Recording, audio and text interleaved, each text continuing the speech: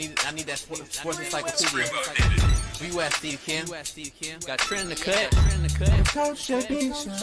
What are you? He's the best. Yeah. He's a master motivator. I'm a master motivator. I ain't no regular ass motivator. I'm a fucking master. Coaches tried to make practice so hard that the game was less intrusive. Like they coached you that way. Like people think, well, they were just yelling. No, they were trying to put you under stress and put you in under duress so that when you got in the game, you could mentally handle adversity.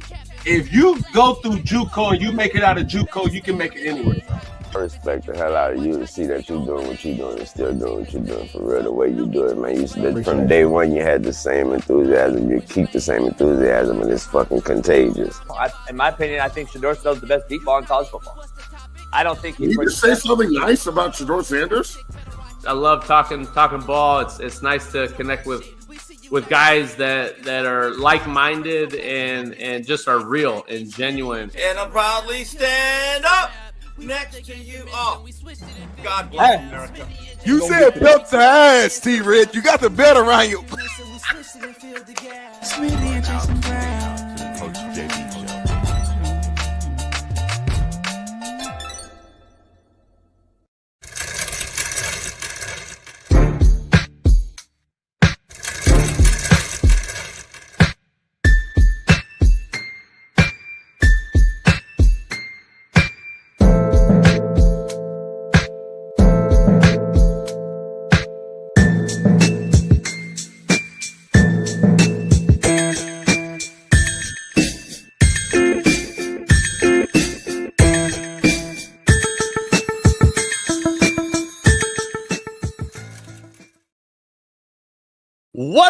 What up, man? We are in the building. It is a Talk That Talk Tuesday. So talk, and I will talk back. We got a lot going on today.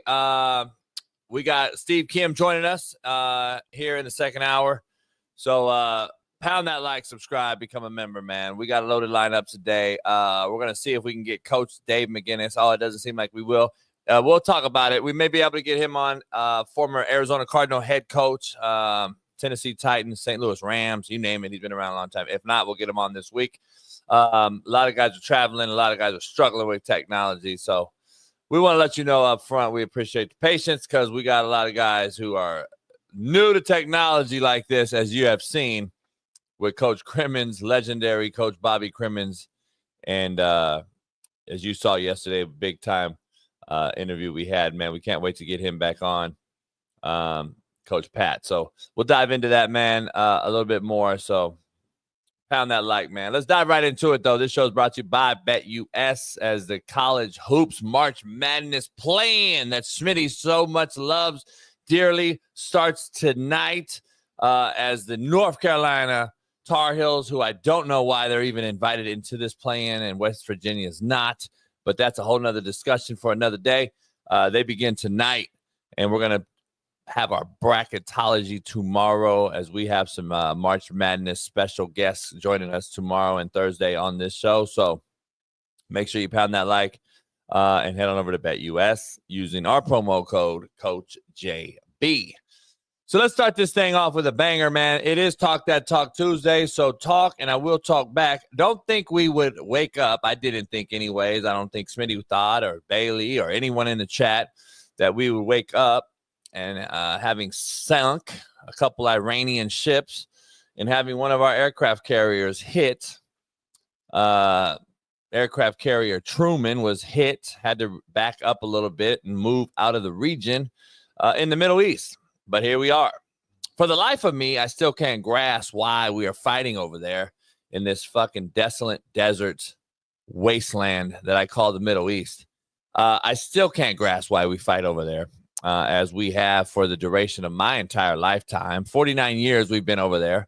It is exhausting, and this is the last thing we need as we try to rebuild a country which has so many internal issues and internal fighting that we could do without the Middle East shit. Israel accused Hamas of refusing to release hostages, rejecting mediation, while the militant group accused Israel of overturning the ceasefire agreement. Hamas has held hostages. Israel ceased fire, and then everyone was excited. And now we are right back at it. The world expects our President Donald Trump to end 3 world wars, and then not being in a world war. They expect him to fix the economy, fix girls' sports, end homelessness, lower the price of eggs, and fix our mortgage rates, all in month number 1. Listen, this has been going on for 150 years in the Middle East. It's a complete shithole and always have been fighting over there. We need to pull out, and that's what she said, and worry about our damn selves. But as you know, and I know, and Smitty knows, money talks, bullshit walks. In this case, many American lives are at risk. But what do I know? Let's dive into it, man. Our main man, my co-host extraordinaire, Far East Sider, Naptown legend, 317, LeBron hairline having, Lamar Jackson loving, AR5 jocking, Caitlin Clark swinging, Juju Watkins hating, our main man, Big Smitty. Welcome him in. You gotta take that Juju line out of my intro like today. It's fact. Take that out today.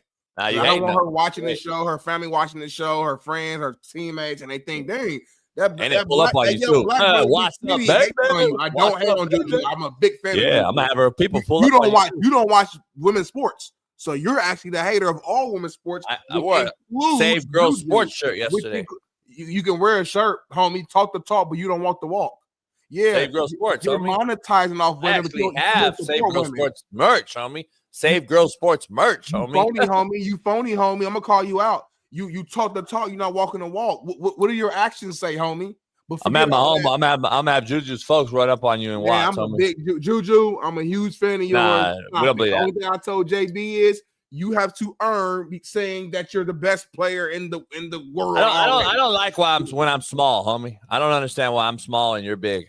Because I'm talking right now. When I'm talking, the person that's talking, I don't like it. I don't like it. I don't like this either. Now, thank you, baby. Thank you. Yeah, Anyways, it's Talk That Talk. It's a white show. It's a white show. Tuesday. White person needs to be the biggest person. And it wouldn't be us if we didn't have our amazing fans and support system. People like Monty, Robo and Mojo, who sent like $1,000 last week. Josiah St. Julian, Il Bill, Giovanni Nico Simo. Happy birthday, my young brother, 24 years old. It's Jacoby here. Young Gene, Andrew Nance. And of course, we got Ethan Nolan and Fly Ride 805. It's gonna be a hell of a show. I'm ready. Yeah, leave me up right there. The biggest person is a white person on this show. So we got a lot going on, Smitty. Barely black, so Hamas and Israel's over there fighting again. We're over there right in the middle of it. Stick our nose in the middle of all people's problems. We're the savior of all people. We're supposed to fix Ukraine, Russia, Israel, Hamas, build a border walls, fight the cartel, save girls' sports, end homelessness, fix Governor Demon Newsom, get rid of Mayor Bass, get Mina Kimes caught up on cover 2. We got to do like all this shit, homie. Like they want Trump to fix all this shit. Mel Kiper's shitty draft fucking predictions. Like we got to fix everything. America's always the ones that everyone looks to. It's fucking unbelievable, man. I just didn't think we'd wake up today on the brink of another war, Smitty, but it is what it is, man. Fuck the prices of eggs, homie. Fuck it. Your gas prices ain't coming down, Smitty. Let me ask you this, JB. What's your favorite fast food sauce? Sorry, Smitty. What? What's your favorite fast food sauce? I know you don't eat fast food no more, but when you used to eat fast food, who has the best fast food sauce? That's it? One, Josiah? Just Be one happy, fucking... homie. Be happy, homie. That's it, homie? One? See, that's a problem. People like, thanks, Josiah. Thanks, you know Josiah. why, right? He's a brother. Thanks, fucking Josiah. Bare minimum, homie. Bare minimum. The white folks putting 10, 20 gifts. The brother be fucking give us one, homie. Fuck! Trying to fucking change the narrative, homie, and get rid of the BPS narrative, but there we go. One fucking help. He gifted the first. Yeah. He gifted the first gift. Now 6, homie. He did the first gifts, homie. What are you talking about? He set the tone, whether it was 1 or 6, it don't matter. Here's how white dude does it. 10. See what I'm saying? I'm just saying. I'm proving it right in front of you, but we're the problem. This white boy is 16 years old. He has no bills. He has a fucking chores, money saved up. He can do that. My brother over here, Josiah St. Julian, this dude got real life stuff going on. He got bills. Always, right? We don't have shit. White people don't have nothing. I see we got a couple birthdays here in the chat, though. Somebody's 35th birthday today, too, I saw. All white people are rich billionaires. I didn't say that. So let's dive into the Happy show. Birthday, man. Matthew Bayer, 35th birthday today. You called him a liar? No, Matthew, is it Bayer or Bayer? Might be Bayer. It's spelled like Bayer. But shout out to Matt, 35th birthday today. You know who I haven't noticed donate anything? You know who's not ever donated like a gift of a like what is it? The memberships gifts? Mexicans. Really? I haven't seen a Mexican donate anything. And we don't really have Mexican like followers for the most part, though. We got some. I think we know why too. It's real minimum. Yeah, because they usually have 10 to 12, 15 kids per household. That's racist. They can't afford to give any type of, you know what I'm saying? Mike Bunny's definitely not Mexican. 10 to 15 kids per household, per father and mother. They cannot give any more gifts. I'm not doubling down on that one. Well, it's fact. Bailey, fact or cap? Fact, not a fact. I ain't doubling down on that one, homie. Why? Shout out to all my Mexican homies, man, because like I really think I gotta do my little history, little family check, whatever 3andMe, whatever that little website is called, to figure out my history, because I think I got a little bit of Mexican in me. I just feel like I do. I connect with them. I've always been cool with them since I was knee high to a grasshopper. I love the food, the culture. I think I got a little bit of that Mexican in me. I really do. I think you got white in you. No, I probably do, unfortunately, because we know the history. Unfortunate. You mean fortunately? No, unfortunately, because you know. No, fortunately, you might get paid off that. Unfortunately, I probably fortunate do, part of it. I want to fully black, like fully brother, but yeah, you got white history. You got us in you. Only thing I can do is continue to make sure that I got me a black woman. We have some kids. They choose who they want to choose, but maybe they pick a black person, and then like at some point it'll get back to like fully black. So they'll still have white in them, but it'd be so minor that it won't even like. You pretty much don't. Still dominant. Know that. So let's dive into the show, man. We got a lot to discuss, Smitty. We got to be at war. We got Hamas's. We got Mel Kiper giving his top 10 draft predictions. We might jump into I think it's time to have another Mel Kiper viral video. I don't know. We're gonna find out, man. But we don't plan for viral video. That's not what this show does. We just talk real and how we feel, and if it becomes viral, it becomes viral. So I don't like that line you just said. It comes off fake. You want to answer this guy? Kirkland Royalty said, so any sports news? Not yet, homie. Now you got to wait 10 more minutes. So anyway, my earlier question, JB, what's your favorite fast food sauce? When you used to eat fast food, you didn't answer my question. Like sauces. Like everybody, Taco Bell got their own little sauces. Chick-fil-A. Like for me, Chick-fil-A has the best just sauces. Every sauce. I never been there. Never been there. That's the problem between this show. That's why me and you not connected. Stupid stuff like that. I stopped eating fast food maybe 15 years ago. Dodgers won. Dodgers, Ohtani. Shout out to the Dodgers over there in in Tokyo. My homie from Fox, researcher, shout out to my homie Tyler Mitchell, flew out there to just have a little vacation, but also to watch the Dodgers play in Tokyo. When he come back, I'm gonna ask him all about it. That's kind of hard. Shout out Tokyo. Shout out to Tokyo. Real clean place. How you know? You can't drop gum on the floor. They'll fucking hang you into Timmy's right in the middle of square, town square. Huh? How you know any of that? You've never been. I've been over there, and you can get $2 hollers. Decent bitches too. Huh? What's a $2 holler? Oh, none. No, what is it though? I want to learn. Huh? It's like you throw $2. I mean, it's like boom. Dodgers won 3-1. Dodgers won 3-1. Isaiah, I think it's over already. Yeah, but what's the $2 holiday though? Like, what happens? It's like Ohtani drove the run in. By the way, oh, for real? In front of his folks. Yeah. Oh, that's what's up. So, but what's the $2 holiday though? Like when you pay the $2, like what happens though? Buck me. You hear a lot of that. I don't want to hear that. Huh? It's a lot of buck me's over there. Spell that. B-O-K-M-E, homie. Let's dive into the quote of the day, Smitty. I got a special one for you. I don't like your energy. Energy's really kind of nonchalant, mediocre. Your energy sucks right now. I'm gonna say the same thing. Like you leaning over on your hand. I'm like, homie. Well, I got this fucking new mic. I'm not really feeling it. It sounds better, but sounds way better. I don't want to hear, but sounding better and like taking away from my personality is two different things. Your personality is already like going to shit anyway. Like the audio is way more important.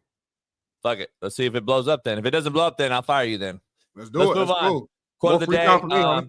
Brought to you by BetUS, Smitty. Use the promo code Coach JB. Hey, March Madness starts tonight. Smitty and I are going to have a straight up bet on all 4 games tonight, or the 2 games tonight, the 4 teams, and our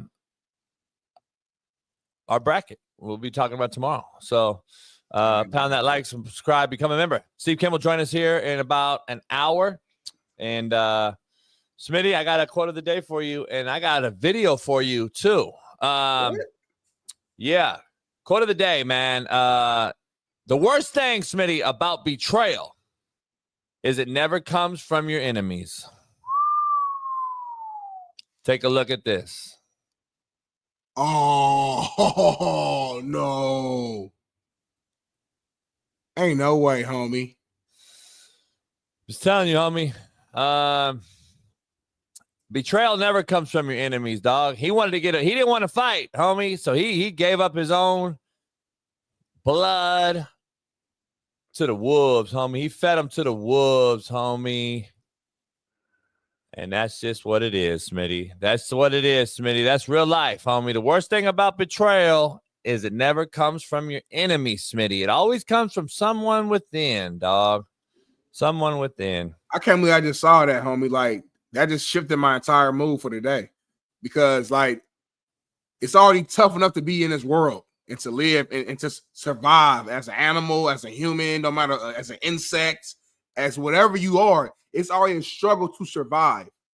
And you have faith and trust in your brethren to protect you, to be there for you.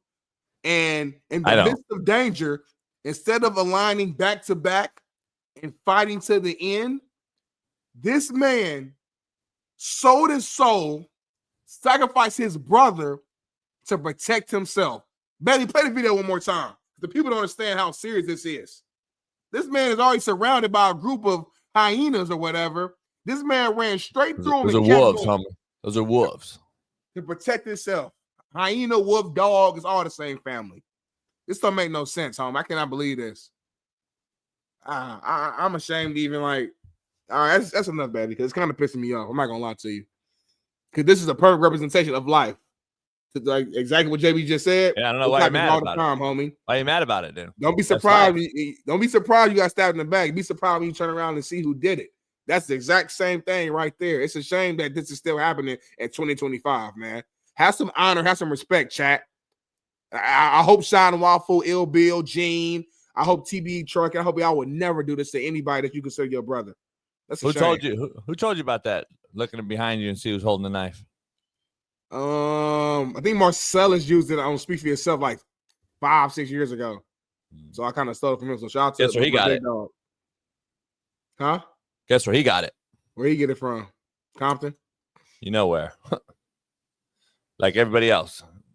Take my shit, fucking. I've heard Shaq use it before too. So I don't know. Shaq said it. You already know he's a culprit taking our shit. You already know Shaq takes our shit. Said it. So I don't Breakfast Club takes our shit. Cameron. I mean, everybody takes our shit. So anyway, contrary to belief, brought to you by Prize Picks. Smitty, the same people you would bleed for are the ones who watch you bleed?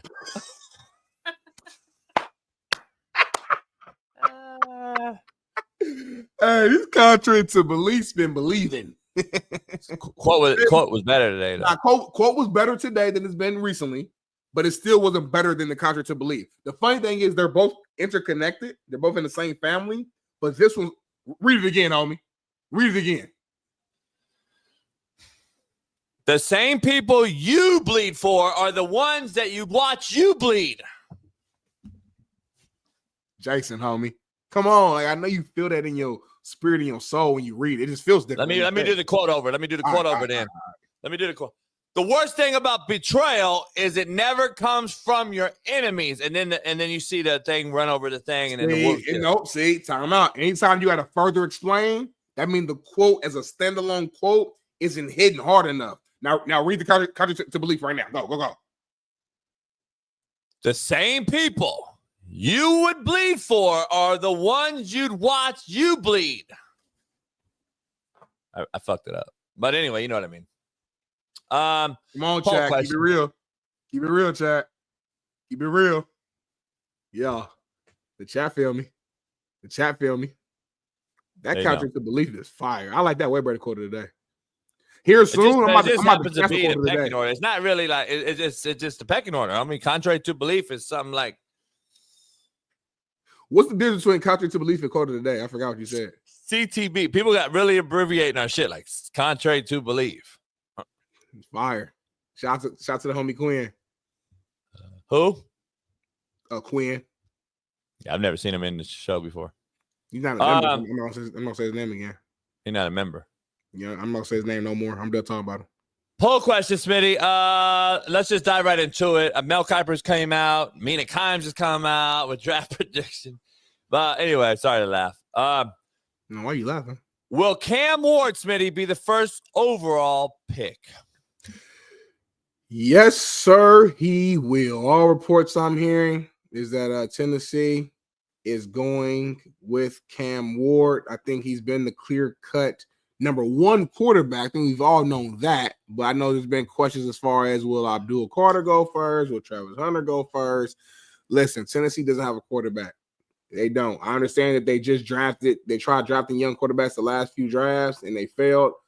Well, at the same time, at some point, you have to get it right in order for you to have a successful team. In football, and especially in the NFL specifically, if you don't have a quarterback, you're not a serious team. It is what it is, dude. We've seen it with all types of teams. Cleveland Browns have all these great pieces around them, but without a quarterback, they're out the playoffs and they're not a serious team. You know what I'm saying? My Colts, we have all these pieces around, but without a quarterback, we miss the playoffs. We're not a serious team. So if the Tennessee Titans want to take that next step and at least bare minimum compete for winning the AFC South division, which is a very winnable division, then they have to get a quarterback. And I think they know that, and they're going to go with Cam Ward, because if they don't go with Cam Ward and they go with another defender, listen, Abdul Carter, I think is going to have an amazing career. I think they picked him up. He would be a really good pickup. He'll probably, average double-digit sacks for his career. I think he would be phenomenal. But he's not going to be able to get them over the top, over the hump to take them from being where they are to a true perennial playoff team. A quarterback like Cam Ward can do that. Now, could they be wrong? Could they miss on a quarterback again? They could. But an NFL draft is about taking risks. And this is a risk that's well worth taking. So, yes, Cam Ward will be number one. Yeah, NFL has a huge quarterback issue, as I've been saying for years. It's a bad product. I'm just going to give you my opinion on what I would do if I'm the Tennessee Titans. Mm-hmm. Obviously, that doesn't hold any water because I am not going to be picking for the Tennessee Titans. Here's the issue. Here's my take, Smitty. I would absolutely trade the pick. And here's why. Right now, you got a guy in Russell Wilson who's floating around, who's serviceable guy on the other side of great, other side of probably good, but he's still efficient enough. He had a 450-yard game last year. He won 6 games in a row for the Steelers when he replaced Justin Fields. He had a pretty good season. Then he tapered off down the stretch, just like the Steelers do usually at the time of the year. I don't put it all on Russell Wilson.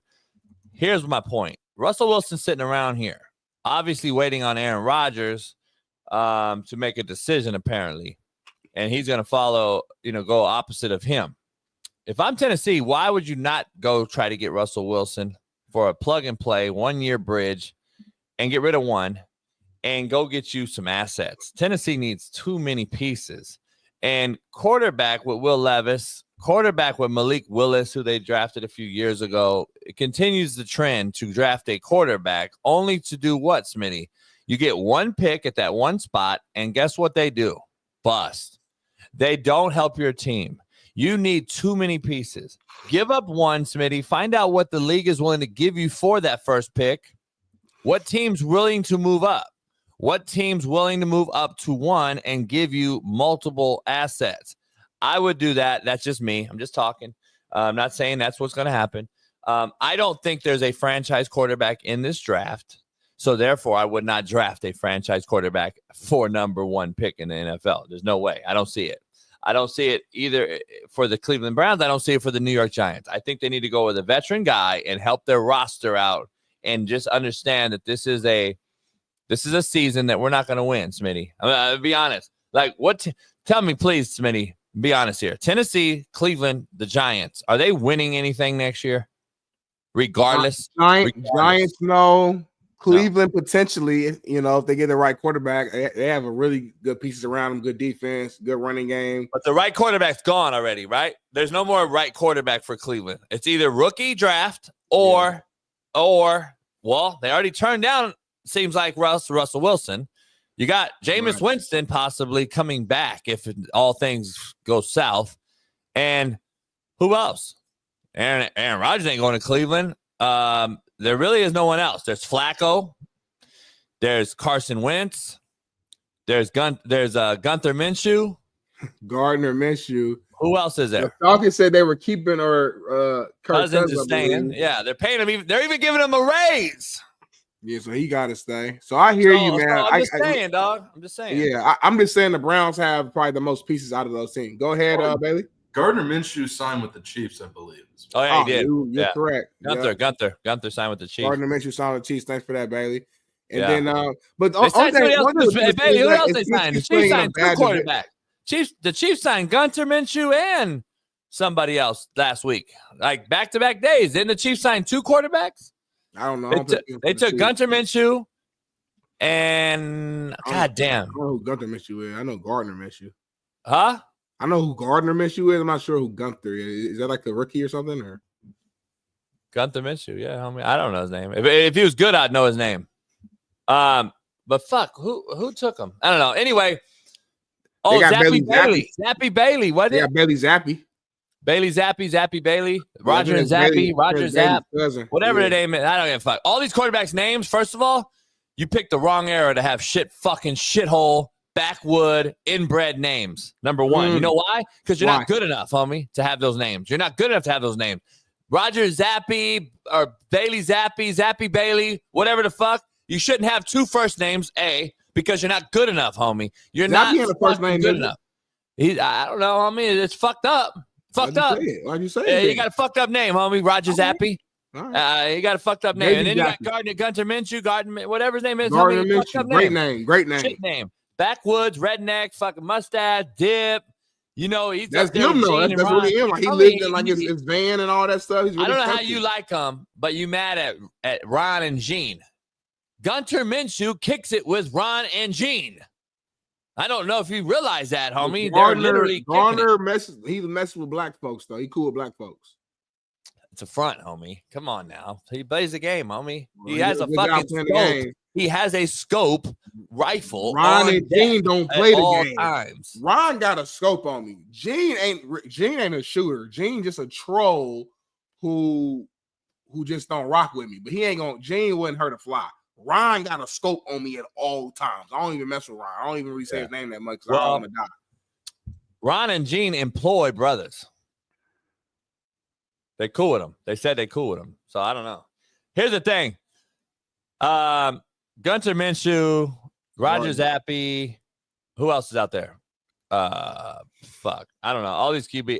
All I'm saying is the Tennessee Titans are in a bad division, so they go 9-8 and win the division at least. So all I'm saying is the bar isn't like ridiculously high for the Titans. How many games they win last year? Who, Tennessee? Yeah.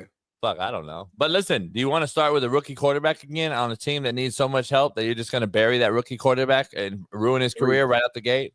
I'm just saying, then another quarterback we're going to see wasted by the wayside, homie. I'm just saying, dog. That's just my opinion. It's not really. What is Cam Ward missing? Not a hot take or a debate. I just will try to throw it out there. From a quarterback standpoint, what is Cam Ward missing from what you've seen?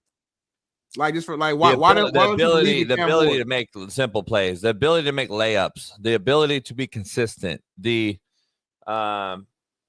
tries to do too much, and that's not ever good when you. But is that ability or is that just decision making that can be improved upon?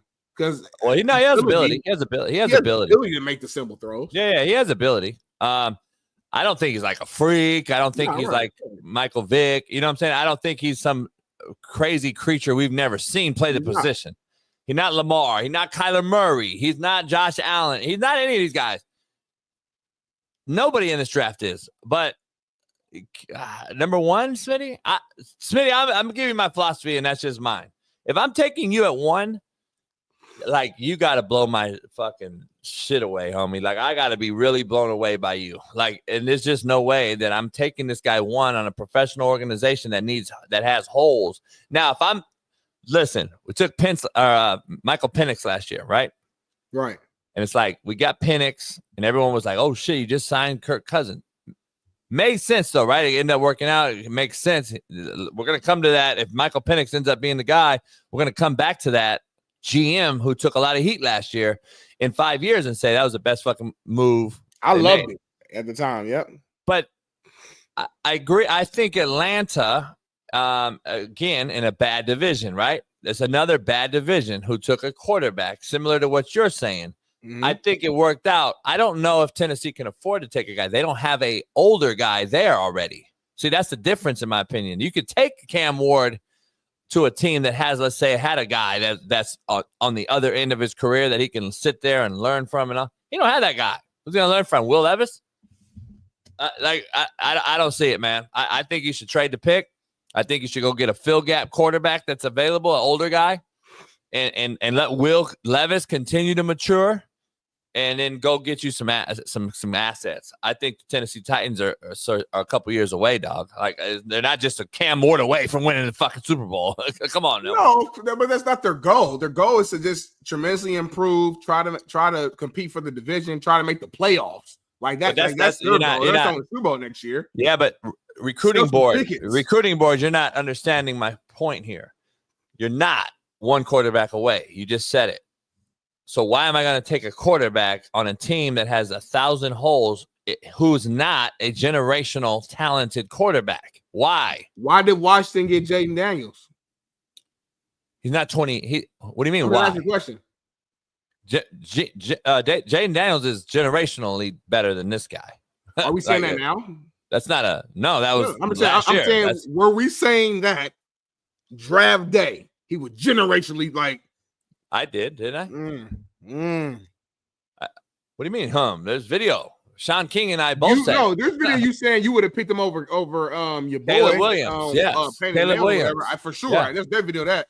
Yeah. I'm not saying you didn't say it. I just don't remember you saying like this is a generational talent. Yeah. I did. I said my eyes work. I don't remember hearing all that. My eyes work. I said there's a totally different ball jumps out, accuracy, feet, mechanics, totally different night and day between Jaden Daniels and Cam Ward.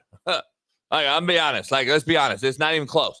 I said clearly he was the best in the draft last year. You did say not that. Even close. I said he should be the number 1 pick. We're not even close. I clearly said that on this show very many times. I agree. So, you did say that. I can confirm that. I just don't remember you saying that there was some generational.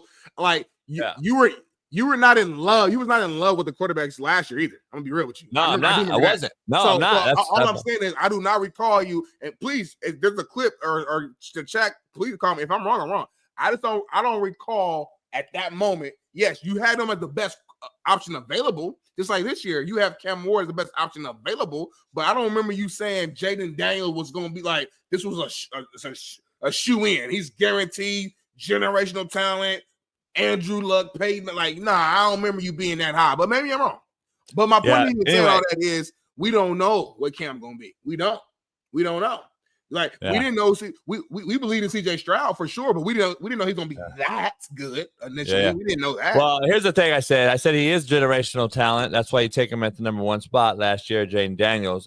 And I said it's a bad NFL quarterback draft. I said that last year as well. Sure. Okay. And I've been saying it, right? Mm-hmm. This draft is 10 times worse, and there's not a Jaden Daniels in this draft. That's the difference. It's not really hard, chat, to understand my point. Last year, you had Jaden Daniels in the draft.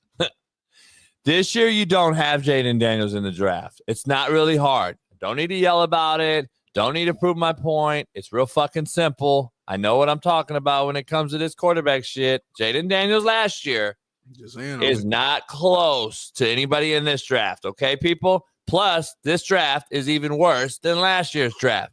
Last year's draft at least has possibly, Smitty, 4 franchise quarterbacks now that we know. You were super exactly my point. Yeah. I'm not trying to call you out, but you were super wrong about last year. And I admit it. I said, listen, Bo Nix. Michael Penix, Bo Nix. Well, we don't know about Penix yet. He started 3 games. All right, but maybe Michael Penix, but good sign so far. But I think it's funny how we always call that out. We always call out, oh yeah, my point. What about my point about Caleb Williams? Have you mentioned that point? Because we don't know yet. We don't know that yet, but we know that. We don't know. Hold on. Oh, you telling me after that 1 year, you're telling me we know it's a wrap? No. So let me ask you something. You're sold on Bo Nix though already? Yeah. You're sold on Bo Nix as being great, but not Caleb Williams being great. shitty. I didn't say great. I just Come on, homie. With Sean I'm not Payton sold on Bo Nix yet either. I'm not sold on Zappy yes. Not Zappy. What's his name? Fucking Drake May. I'm not sold on none of those motherfuckers. I'm sold on Jaden Daniels, as I've said I was. That's it. I'm not sold on Bo Nix. I'm not sold on Drake May. I'm not sold on Michael Penix. I trust Sean Payton. The combination of Sean Payton with Bo Nix, I am sold on that pair because I trust Sean Payton. He's good with quarterbacks. He's a proven record. He's a Super Bowl champion. He's one of the best head coaches in the game. That combination, that system, yes, I am sold on that combination. Wait for the sophomore slump. You always talk about quarterback and coach combinations. You brought that up before. So I'm sold on that combo nation. Yes, I am, sir. Wait for the sophomore slump. Remember, the sophomore slump's the big one to get over, though. Remember, that's the second year. So we're going to see these other guys. I mean, I'm just telling you, listen, Jaden Daniels is not going to have the year he had this year as a sophomore. Just telling you. Please understand it. Don't be disappointed. CJ Stroud fell off a little bit, but he's still the guy. I think CJ still has a huge upside. He's going to be great. Fine. I think Jaden's going to hit a little wall, but he'll be fine. These other guys, though, are going to come so far tumbling down the wall. You're going to be like, oh, shit. What happened to there? Because I'm just telling you. Remember, Bo Nix, even though Sean Payton, I do believe in, is building a roster there in Denver. Already went to the playoffs, already in year 2, building a roster. I think they'll give him some success. New England's a lot further away. I don't know how great Drake May is going to be in year 2. I think he's going to hit even more of a wall with less talented roster around him. And then Michael Penix on the older side on a roster that needs too many holes filled in Atlanta, even though they're in a bad division. I got to see Michael Penix for a year. We only saw him for 3 games. Let's pump our brakes on he's ready to go. And then we still have a guy named J.J. McCarthy who is going to be a rookie again. Like, please understand this. J.J. McCarthy will be a rookie again. He did not play. So if he is indeed the starter, that's why I think you haven't heard from Kevin O'Connell. This is why you haven't heard from Aaron Rodgers. This is why you haven't heard from Minnesota. Because I think after getting rid of Sam Darnold, they're really sitting there completely contemplating, what do we do at quarterback? That means they're not sold on JJ, or it would have been a done deal, Smitty. Don't you think? Like, JJ McCarthy's our quarterback, guys. He's our quarterback. Let's go. Like, it's not. Yeah, but I think what the situation is, to your point, he is basically a rookie, right? And the Vikings have a team that's ready to win right now. Exactly. Right now. They have a loaded defense, which they added to this offseason. Yes. Better O-line. Better O-line. They added a piece of the O-line. Took 2 of my Colts O-linemen, the center and the guard, and brought them here. And Ryan Kelly, I think Will Fry, if I'm not mistaken. You have arguably the best receiver in the game, one of the best 1-2 punches in Jefferson and Addison, a tight end. They have literally everything they need to win a championship right now. Do you trust a rookie quarterback to lead this team to a Super Bowl? It's very, very, very, very, very rare that it's happened. Shaun King is a guest on our show who we've seen, he made it to a championship game, but when he won the Super Bowl, he wasn't a starter, I don't believe. So it's something that doesn't really happen like that. So my point is, it's not about JJ for me. To me, it's about like we have a team that's ready right now. We need an experienced veteran who's proven to win, who knows how to win a championship and make it to that big game to bring them in. That's my thing. I don't think it's really had anything to do with JJ McCarthy, in my opinion. Also, real quick before I forget and lose focus, just kind of, I know we're beating a dead horse, but Caleb Williams last year, as much as we want to say he was horrible, the man threw 20 touchdowns, 6 picks, and 3,500 yards as a rookie. That's not that bad, y'all. Listen, I know they went 4-8, but the 4-8 is not all on Caleb. The O-line was horrible, and his head coach, Eberflus, his record with Chicago, I think, is 14-32. So it's not like he has some Sean Payton type coach there or whatever the case may be. Now we'll see what he does with Ben Johnson. We'll see. I don't know. Offensive mind. Been a really good OC for a while. We'll see. My point is, we don't know about Caleb Williams yet. But yeah, go ahead. Please show me that, like, how you replace 14-win quarterbacks in the NFL. Please show. I'm gonna wait. Aaron Rodgers. I'm not talking to you. I'm just saying, like, motherfuckers act like it's I'll just plug and play quarterback, win 14 games. Like, this motherfucker won 14 games in his first year as a true starter on an organization that has some competence, and we got rid of his ass already, and thinking J.J. McCarthy's going to do the same thing is absolutely asinine to think that. And it's just unbelievable. I don't understand it. Sean Salisbury and I talked yesterday, and our show Unpaved is right after this show every day now, 10 a.m. Pacific. Here's the thing, Smitty, and I mean, Sean said it. Like, why don't you just tag Darnold then? Like, at this point, 2 weeks after you got rid of him for Chico Stick and string cheese, it seems as if, why didn't you just tag him with this roster that you created there? Like, wouldn't you want to at least, Smitty, give me a rerun and show me that at least I know he's got 14 wins already? More talented roster possibly now. You re-signed Aaron Jones. You got better up front. You got better defense. Maybe let's run it back one time. Nah. Shit. So you rather go with some no pussy than for show pussy? Crazy. It ain't for show. That's the problem. 14 it ain't wins? For show pussy. Again, it's kind of like that chick that tell me what quarterback gets you 14 wins, homie. Sam Darnold is like that. Is like that Can't chick. answer it. Like, Can't answer it. I knew it. Sam Darnold's that chick that's like you smacked a few times, like probably about damn near 10 times. And every time you smack, it's like, man, this shit it's mid as hell. And then finally, one time, she said, fuck it. And she put it on you. She grabbed the ball. She did all type of new shit you ain't never seen. So you're like, oh, damn. But then right when it was time to bust, she like fucked up. Fucked the whole nut up. It's like, you went right back to who you was before. So it's like, I'm not going there. How many chances I'm going to give somebody? I'm not doing that again, homie. I'm not doing the same thing again, homie. Go with somebody who's proven. Aaron Rodgers, O'Connell, go get Aaron Rodgers. I know you're thinking it's confusing. You don't want to mess up the progress of J.J. McCarthy and piss him off. Forget all that, homie. You got a chance to win a Super Bowl right now. Say what y'all want about Aaron Rodgers. His last season was not that bad. I'm going to be real with you. You put him in a situation with the Vikings where it's already a winning formula, and a team is ready to go right now. They will go out there. They will win at least 11, 12 games at least, bare minimum at least. But more importantly, you have a guy who can make the throws needed and necessary in the playoffs to get y'all over the hump. I truly believe. I'm gonna be 1,000% with you. Say it. Sam Darnold over Aaron Rodgers. Sam Darnold over Russell Wilson. Sam Darnold over Jameis Winston. Sam Darnold over Joe Flacco. Sam Darnold over Gunter Minshew. Sam Darnold over Carson Wentz. Sam Darnold at 26 years old is completely on the other side of those guys. I don't understand how you replace 14 wins for a hope and a dream.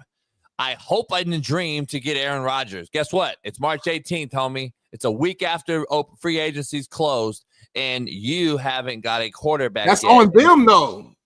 Aaron Rodgers wants to go there. That's my point. I'm saying, but you're talking like if Aaron is holding him back. Nah, Aaron wants to go there. Regardless, he's not. Aaron Rodgers is not better than Sam Darnold right now. Yeah, he is.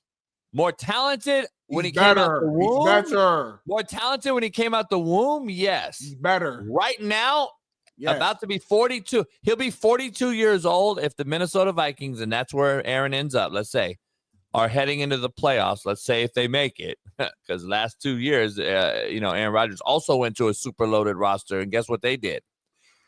But anyway, he'll be 42 by the time December hits. I'm taking a 26-year-old Sam Darnold. I'm just telling you. Aaron Rodgers' down year last year, we would call it a down year. 28 touchdowns, 11 picks, 3,800 yards in this down year. Sam Darnold's best year ever of his entire life. 35 touchdowns, 12 picks, 4,300 yards. So, in his best year ever of all time, that's how much better he is than Aaron Rodgers. Aaron Rodgers' worst year. Stop it, homie.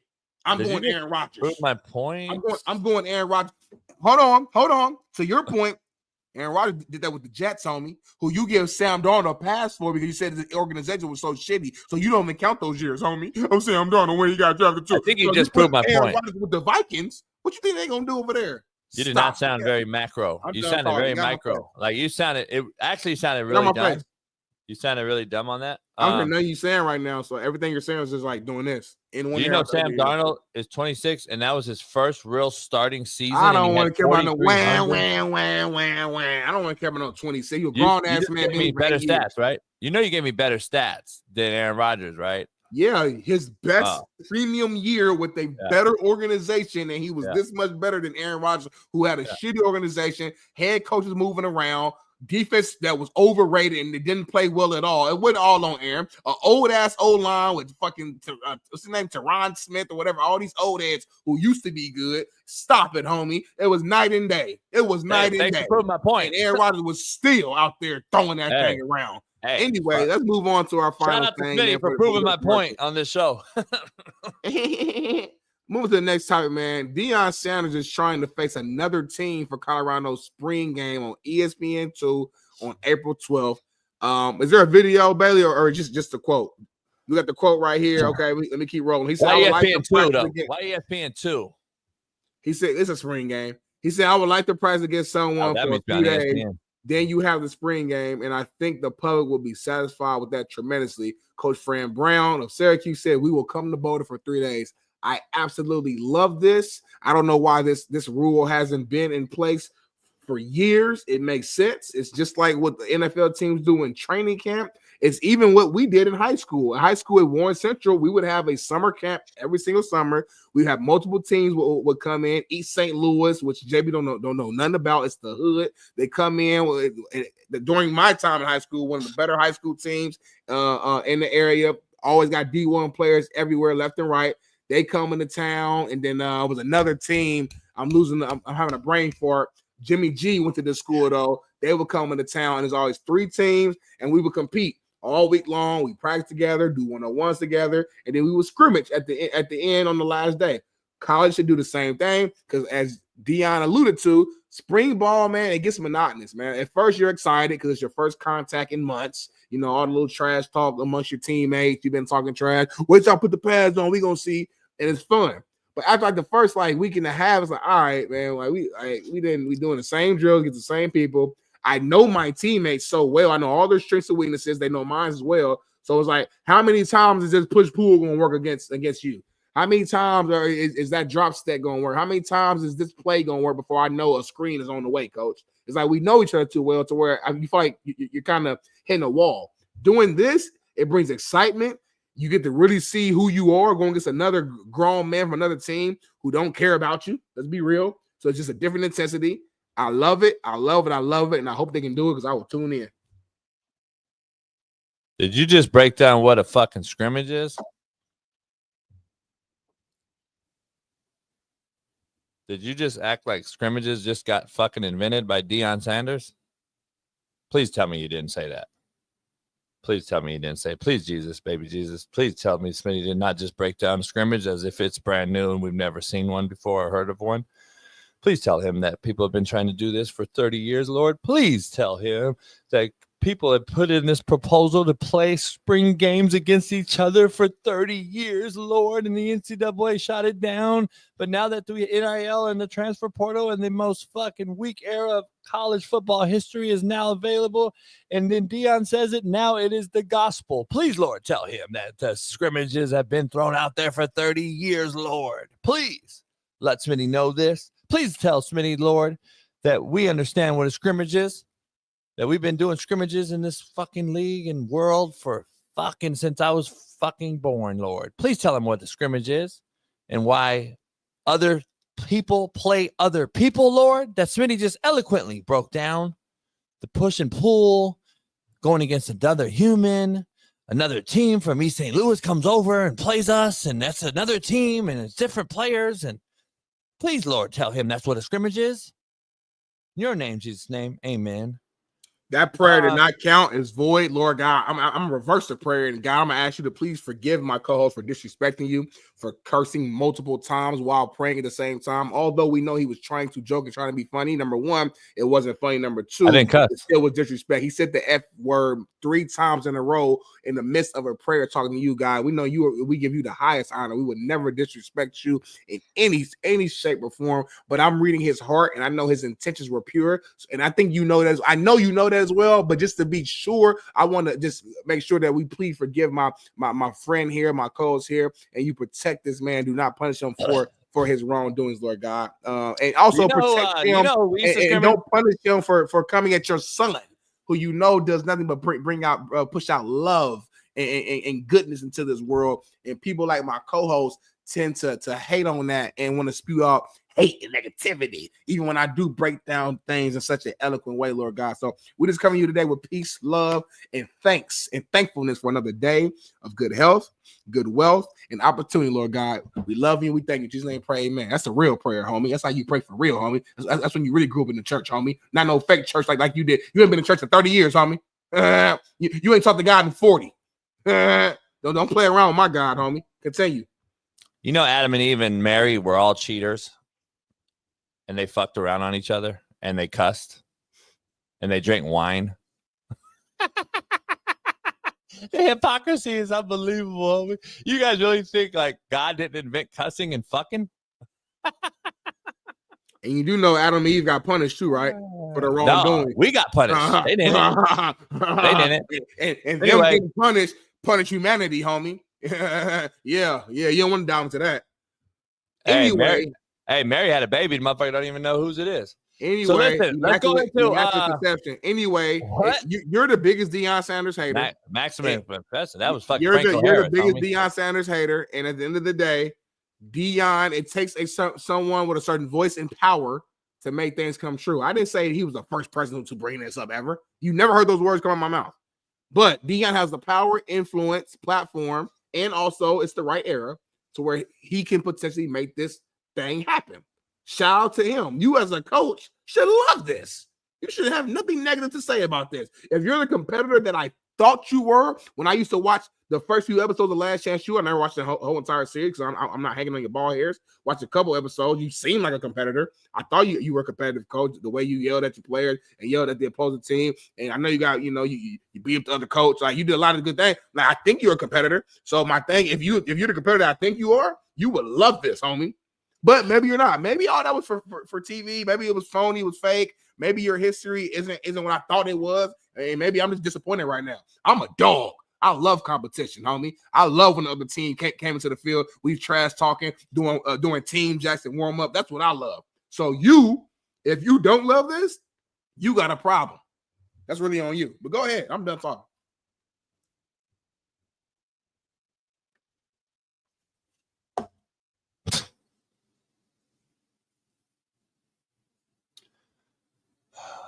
Is this the team that got beat by a bunch of old white boys in the bowl game? This team that won 9 games last year. In the shittiest conference in football? You said it was one of the best conferences coming to the Listen, it had nothing to do with that. All I'm saying is I thought we wanted to get rid of spring ball. You on this show were like, oh, yeah, spring ball ain't shit when everyone started canceling it. Now, all of a sudden, Deion wants to do this, and you're back on his nutsack. Never said that. Fucking hilarious, homie. Never said that. It's actually sad. I'm actually sad for you that you make a direct right turn out of nowhere after Matt Rule. Oh, yeah, fuck it. We don't need spring ball. Fucking Sarkeesian. Oh, yeah, we don't need spring ball. Fuck it. Same shit. Now, Deion like says, let's scrimmage. And now this motherfucker acts like he reinvented the whole goddamn wheel. This shit is comedy, homie. Holy shit. He's homie. going anti the coaches that you love, homie. For you, homie. I feel embarrassed for you. The coaches that you love, they want to cancel spring ball and make excuses. You said it was cool. You wanted it. I didn't say it was cool. I gave you a reason as to why they were doing it because they don't want players. They don't want coaches out here stealing their players. That's I gave you a reason why they were doing it. Then you soft. You soft if you get your players stolen, homie. You guys are soft. I ain't getting my players stolen. Fucking play the game, homie. Play spring ball. Homie. We said play spring ball. I said I was the one saying spring ball. You and Matt and everybody said, oh, fucking cancel spring ball. Now Deion wants to scrimmage y'all back on his nuts, homie. Get the fuck out of here. We never agreed to cancel spring ball. We gave explanations as to why they were doing it. The hypocrisy is amazing, homie. So Deion says it, and now it's a fucking reinvention of the wheel. Sark cancels it, and it's great. I don't know who said that. You said it, homie, you on this do a show. hell of a job of lying. You said it on this show. Lift up your take. I did not say that. Find it, homie. I double dog dare you to find me saying it was great. I bet you $10,000 on this show right now. I didn't say that. Rule. All the guys canceled. We had a whole show about spring ball being canceled. I said it was great. Is that what I said? You said, I have no problem with this. It's fine. They're still in players anyway. They don't need to play anyway. Blah, blah, blah. Did I say it was great? You said, you're fine with it. You know what I really said? I said they're not actually canceling spring ball. They're just not going to show the games on TV. No, you said they're going to practice but not play the spring game. They'll probably still have a scrimmage. They probably just won't make it as big and won't make it open to the public is what I actually said, homie. So get your facts straight. Try again, homie. Try again, homie. Motherfucker in the chat. JV's a hell of a liar. Yeah, you're a great liar. That's a hell of a statement, huh? You're a great liar. No, seriously. You're how is it great? You're not a great liar. There's no such thing as oxymoron, homie. You can't be a great liar. No, you're a You can't be a great, phenomenal liar, homie. It says it's oxymoron. It's an oxymoron, homie. You've invented something new, homie. You're a master manipulator. You're a great liar, a great lawyer. You're somebody who lies because you lie with passion. To where people in the chat who's on your ball sack, they be like, yeah, JB, cook Smitty. You're absolutely right. But then when we go look at the facts, you're like, damn, Smitty did not say that. But you do that all the time. And I get mad because I'm like, this dude is lying so good that people are going to believe him. Like the whole Juju Watkins thing. People really believe that I'm a Juju Watkins hater. They really believe that. People in this chat they believe what? They believe what? People in the chat really believe that I said County Spring Ball is great. I love it. I never said that. That's never came out of my mouth ever at any point. Yeah, you did. You said it. But they believe that because you said it with so much passion. So shout out to you for being such a great liar. You did say it. You said spring ball's overrated. They don't need to play it. Players getting poached, blah, blah, blah. And we had a whole debate. And I said, told you what I said, homie. I said, hey, Smitty, you agreed to, by the way. I said, hey, Smitty, these guys get paid $5, $6, $10, $12 million a year. Fucking coach the play. Go coach spring ball. Did I not say that? I said, coach spring. Put your coaches through it. Fucking go get the player. I said all this shit. And we had a full show about it, homie. And you were like, I have no problem with canceling spring ball. Now you want a scrimmage that you broke down what a scrimmage is. Thank you for eloquently letting me know. I didn't know what a scrimmage was. Thank you for breaking that down. So now we know that what a scrimmage is, that you play opposing team from another place that's not your teammates. That's what a scrimmage is. So Smitty broke that down. So now we know. You can do a scrimmage amongst your teammates too. So I'm just breaking down what's that called? I'm just breaking down what it was when I was. Yeah. What's that called? Team time. No, is inter squad or intra? Inter or intra? That is a different. I don't know if you know inter and intra. So inter squad, and then there's intra squad. There's two different types of scrimmages. So, but anyway, you said you had a 3-way. Pause. You'd have we used to have 4-way scrimmages. We've done it all. One offense versus two defense, offense and defense. We switch ones versus twos versus one. Yeah, we've done it all. There's Rolling Meadows. Jimmy G came to Warren Central and we tapped that ass. Pause. Yeah, And then I mean, St. football Louis is came Midwest. out there, and we Horrible. went against them, and it was intense. Yeah, like 90 Indianapolis degrees, football is a humid. notch above Kansas football. Huh? So I mean, it's very close. what Kansas you is say? the worst. Kansas and Idaho has the worst football in America, and you guys are right above them. You cat. So anyway, You cat. and by the way, I'm gonna get my. You know what? I'm gonna text my coach. See if he come on the show. and by the way, I would bet dollars to dimes that I've been to East St. Louis way more times than you, and I could go there right now into about 30 different places and stay the night there. And I don't know, East St. Louis. I haven't been out there. I didn't say I've been out there. They came to us, homie. Half of my rosters from East St. Louis. We were the big dogs. They came to us. Hey, we didn't go there. Are you fucking crazy? Warren Central. They came to us, homie. Better believe that every summer, and we tapped that ass. Yeah, Smitty, first hour, I cooked you, so appreciate you letting me cook you in all aspects and proofs, even the prayer. So we'll be back here after the commercial break, powered by BetUS with Steve Kim, the Korean co-sell himself, and a little bit more Smitty cooking. What do you, Shaun King, do? Fuck.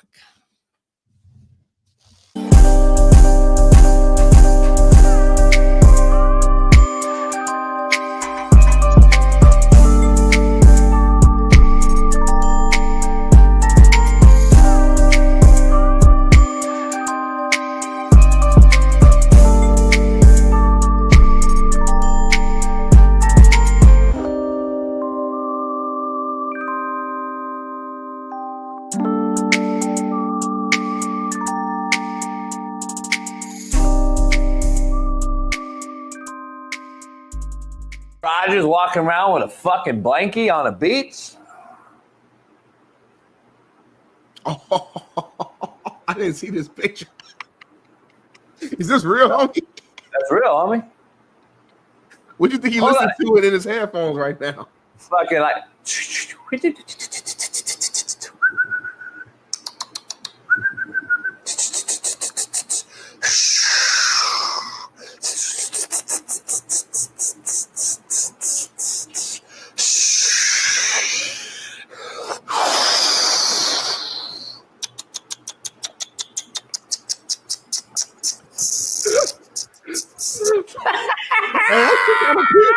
Hey, that kind of had me relaxing a little bit. That's pretty damn good, homie. They call that ASMR. ASM. I think it's ASMR if I'm not mistaken. It's real like peaceful, just like earthly sounds, homie. Your mosquito sound was crazy. We gotta cut that. I need to post that today. Yeah, post that, write that time code down. Come on, man. It missed me, dog. Miss me. Like, he really like thinking, like, damn. Look at his face. He's like, should I keep playing, man? Like, damn. But I got a blankie on, homie. He cold as hell. It's early in the morning. Hey, he asked for a blankie the other day on the boat. Huh? Really? Blankie. That's what they said. What'd you say to her? You give her a blankie? I got multiple blankets on. I got multiple bitches can have different blankets. Because they'll smell it. They'll smell another bitch blanket. They get mad. Who wore this? Who had this? Right. They know. The homie wife was over here. And she wore it. Okay. Then I gotta come up with a whole thing. Yeah, I gotta come up. The homie's wife. Yeah. So I don't want to go through that. I just got blankets in compartments for different AEs. So you got A1, A2, A3, and it's like labeled. Or they go by day, Monday to Sunday. But listen, let's dive into this the real topic here. This is crazy. Come on, homie, I'm over this shit. Let's keep it funky. 30-year-old Aaron Rodgers has a right to hold off and say, give me some time. I'm going to think about where I want to go. 40-year-old Aaron Rodgers off an Achilles who's not very good anymore, like he at least was, don't have the right no more. You should have made this decision by now, homie. You've been doing this for the last few years while you've gone to visit Gaza Strip, fucking dark room, fucking get high. It's time to shit or get out the pot, homie. Retire or fucking play. It's March, homie. This is going to be another fucking long, drug out bullshit. I'm over the shit. I really am. Because I'm not going to give, you know me, I'm going to go hard on the young cats for doing this type of weird shit. I'm definitely going off on the old school cats. I get it. I just gave Kirk Cousins a little leeway. He deserves the right. But Kirk Cousins ain't sitting around debating where to go. He wants a job. He don't care where he wants to go. He wants to play. He wants to, what is the word? I guess repent from last year's shitty season. Since we're talking about the Bible, he wants to rebuke and repent from 2024 shitty season. He needs a fucking full redo, and he wants to show it. So this guy, I don't get it, dog. I'm over it. Put your fucking blankie on, go in the dark room, go to walk down Gaza Strip, motherfucker. I don't really care no more. I'm gonna be honest. I don't really give a fuck. Make a decision. But for you to hold cats hostage, if there is truth to the offers out there for you, to me, it's a slap in the league's face, slap in the sports face, slap in the fucking face of all the guys that looked up to you. And I'm just saying, man, make a decision. Make a decision. Pittsburgh Steelers, Minnesota Vikings, I don't know. I don't know. I don't care. Giants, I don't know. But it's crazy that these franchises have no quarterback, Smitty, and there's no way Shedeur Sanders, Cam Ward, Jackson Dart, anyone else in this draft is saving Brian Daboll's job and, frankly, Mike Tomlin's job. None of them are. Mike Tomlin and Brian Daboll are about to be fired if they don't have a plug-and-play bridge quarterback for at least a year until they get situated, until they can either mature a cat and grow and get guy ready or something. Aaron Rodgers, even a Jameis Winston, man, can be a bridge quarterback, I truly believe. At least he's going to – I mean, he's been in the league 10 years. He has the experience. But we can't go to rookie. Brian Daboll's fired. Just telling you, he's fired. The roster's not good enough. Pittsburgh's roster's good enough, Smitty. Regarding to Pittsburgh, I'm all over the place. We'll get back on track. I just got to ask you, though, you got DK Metcalf, homie. And you don't have a plan for having Pickens and Metcalf? You don't have a fucking quarterback plan? And you just signed these two dudes? Maybe they do, though. Maybe option one is Aaron Rodgers. If he says no, option two is Russell Wilson. I think that's their plan. Now, what they hope don't happen, and I don't know the contract situation. Like, is Russell Wilson like a straight-up free agent? Like, he can do what he wants? Yeah. Okay, so, all right. So, what they don't want to happen is Russell Wilson signs elsewhere before Aaron makes a decision. And then Aaron says, you know what? I'm going to go retire and just travel the world. Now they're stuck. That's what they don't. That's the absolutely worst thing. So they're probably in the office nervous as hell right now, not knowing what Aaron's going to do. They're probably checking their phone every 30 minutes like, Aaron, let us know because we got to make a decision pretty damn soon. If you're not coming here, we're going to keep Russ. We already lost Justin Fields, homie. You're holding us hostage.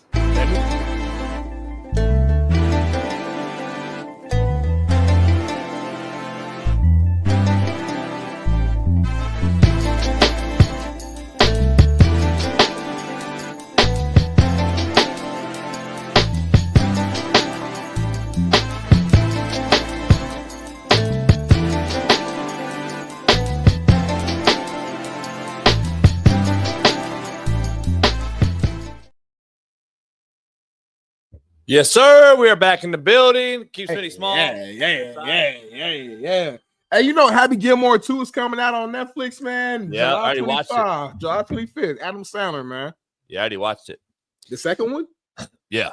How you see the second one? I watched it with Apollo before he died. Let's dive into it. We got a loaded lineup today. We got the main man, Korean Kosel himself, the host of Jason Whitlock, Fearless. Our main man, knower of all things.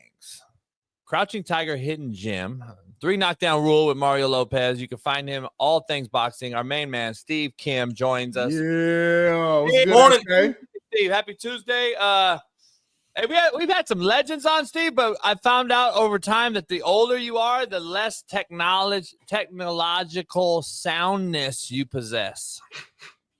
Yeah, I'm kind of part of that, but I know the very basics.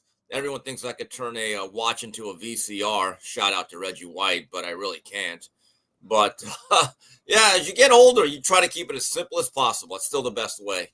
Hey, we had a great job, we had some legends. Smitty, We had some legends on yesterday. He finally got on. But he had some technical issues, man. Pat.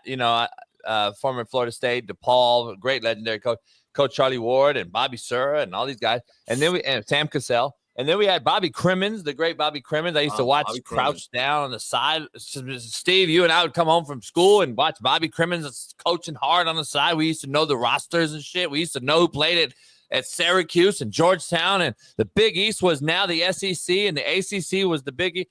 Now it's all SEC, Steve. 14 of 16 teams in their league made it to the damn tournament, and it's not watered down. It's a basketball conference. It just means more. SEC basketball. Smitty, break bread. Break bread. Break bread. Real quick, Steve, before we dive into your specific topics, I want to get your opinion on Deion Sanders trying to pitch for spring game scrimmage against another team. Do you obviously this isn't the first? I love it. Do you love it though? And I love the fact that fiery Fran Brown stepped up to the challenge and said, you know what, let's go on orbit. Let's book our flight. Look, there was a time during spring practice, I would try to get every single morsel of information. I would keep track of it. I'd go on the message boards. I'd talk to people. Now, I don't even care. I'll be honest. And I still listen to some of my guys that cover Miami football, Gio Million, Danny Money, Peter Oriz, Alex Dono.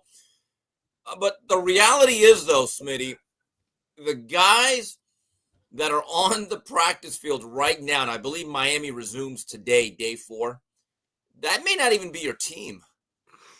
And like I've told you this before, talk to me in June when Phil Steele publishes, then I'll know who my team is. Because here's the reality.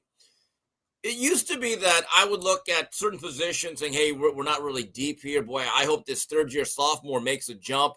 I hope this fifth-year senior can finally contribute. Now it's just about who's going to transfer, who are going to be bringing in, because there's another transfer portal coming up in April. So it's not the same. And then you have the spring game, which has been basically diminished to a point where people don't even want to do them.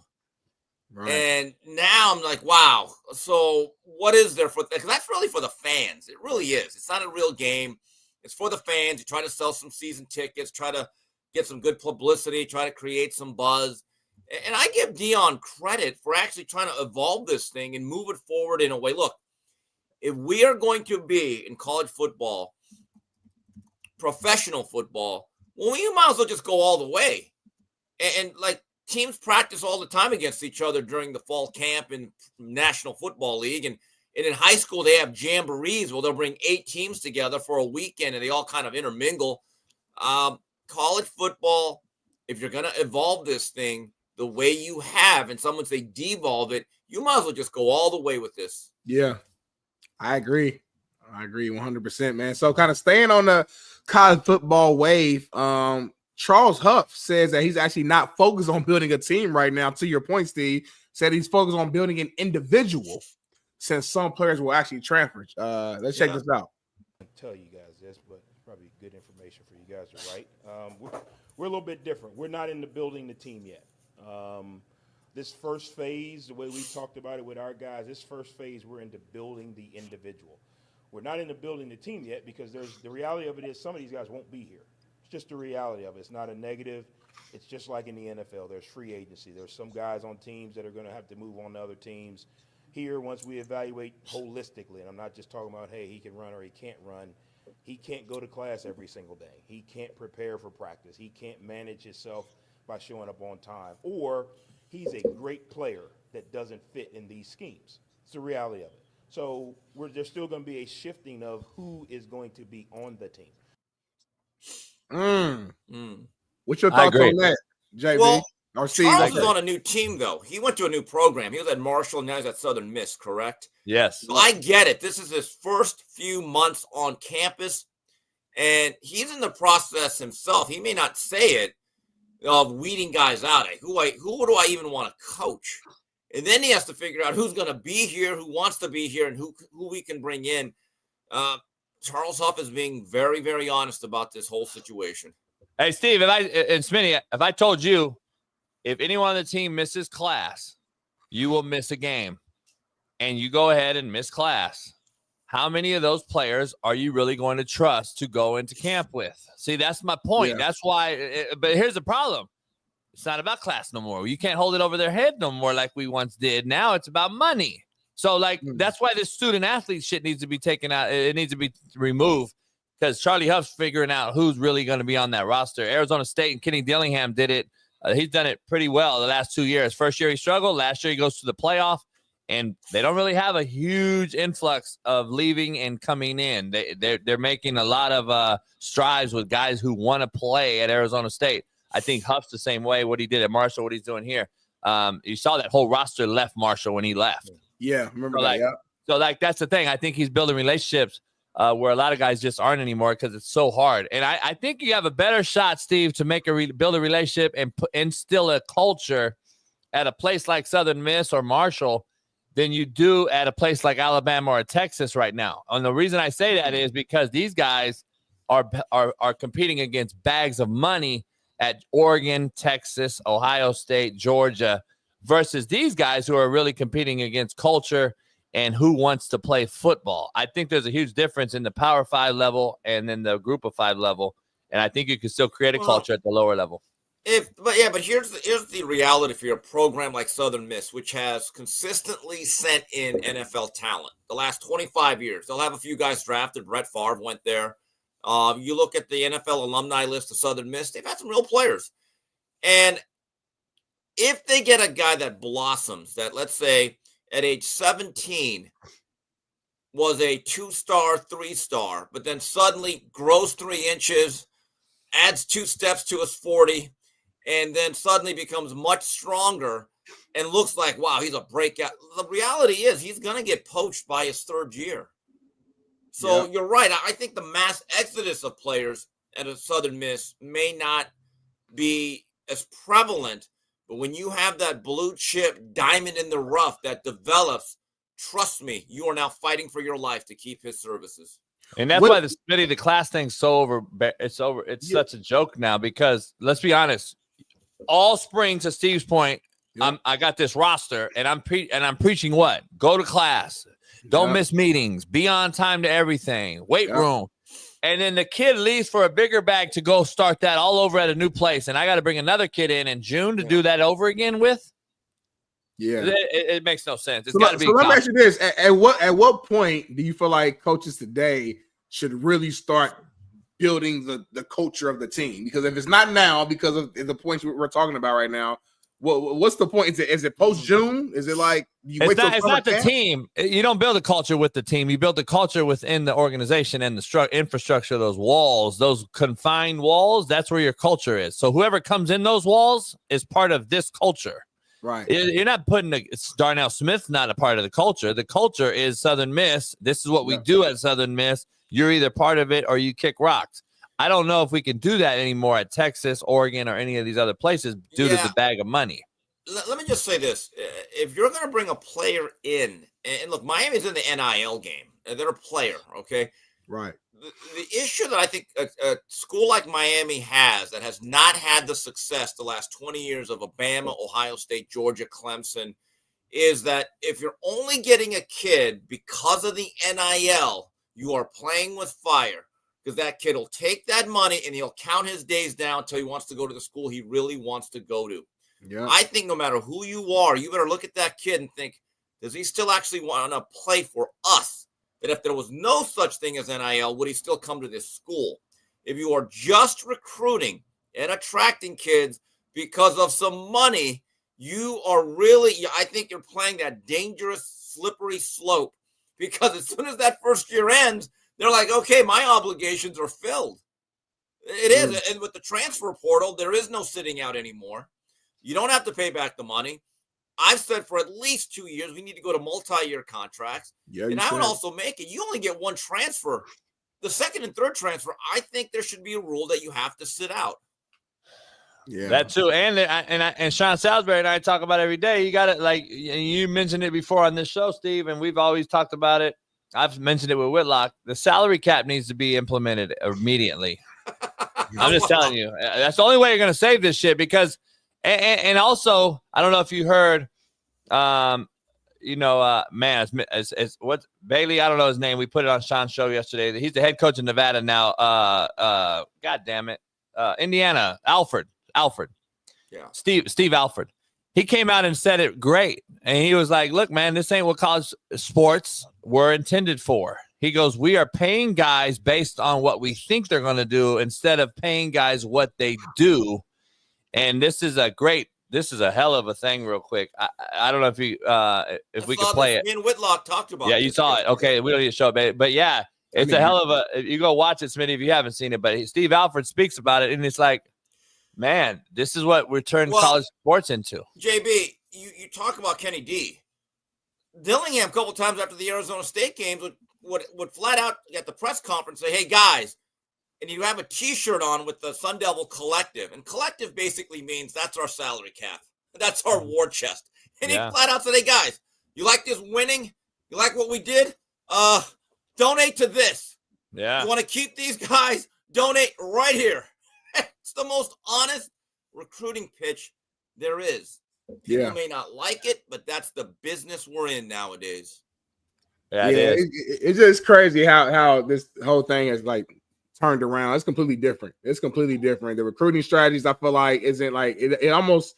I'm not gonna say it doesn't matter. It just if you don't have the money, you could be the best recruiter in the world. If you can't pay these players, then they're probably not coming to your school. So it's completely different to how it was when I was getting recruited. But I think that stops like when you get to the Southern Misses in them. I think they understand those type of players, those quality of players. You'll get a couple big time players in that mix. Like Steve said, you're going to get NFL guys at that level, but you're not going to get 20 of them. Right. And that's the thing. Those other guys, they had to compete versus those same guys. Texas, Oregon, Ohio State, Michigan, all competing versus the money bag chasers. Southern Miss isn't.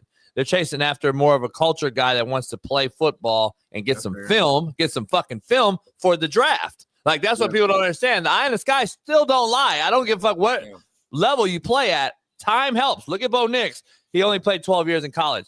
Hey, Steve, let me ask you something real quick before we move on. I know this you've talked about it a lot.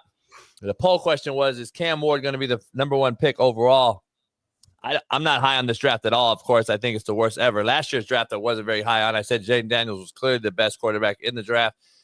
This year, is Cam Ward going to be number one? And would you do it if you're a Tennessee team that needs so many other things? Is he a guy that's, organizationally, can play for 10, 15 years for your organization? I don't believe he is, but what do you think after watching him as long as you have? Well, based on what the insiders are saying, which is much more well-connected than I am, that seems to be the consensus. He is now number one. The key for Cam Ward is this. You better get him to paint within the lines. As brilliant as he was, he's got to be able to make and be willing to make the quick routine throw early. And I think that's going to be key. Coaching is going to be really key with him to get a coordinator that can tell him, hey, that 6 to 8 yard quick throw in rhythm, we want that as many times as possible, and then you build it out. I think the quick game is something that he can really be good at. If you go back to the Duke game, which he struggled for about a quarter and a half, okay? That was the best of Cam and some of the worst of Cam. You look at the opening drive against Wake Forest. That opening drive is what he should be. Quick game all down the field. Back foot hits out. I thought he threw on rhythm excellent, and then he got into some bad patterns. I don't know if he has a lot of help in Tennessee. He probably does not. Given the nature of this draft, Jason, I don't think there's a Herschel Walker trade out there available to Tennessee. But Cam Ward has real arm talent. He's got good enough athleticism for the style of play because he's not what I'd call a running quarterback. He really isn't. He's a guy that can extend plays outside the pocket. He did a really good job of integrating himself to the Miami locker room. There could have been some issues with what he got in the NIL. He spread the wealth a little bit. I thought he did a great job of being a leader. He also broke the perception that Mario Cristobal is this quarterback killer.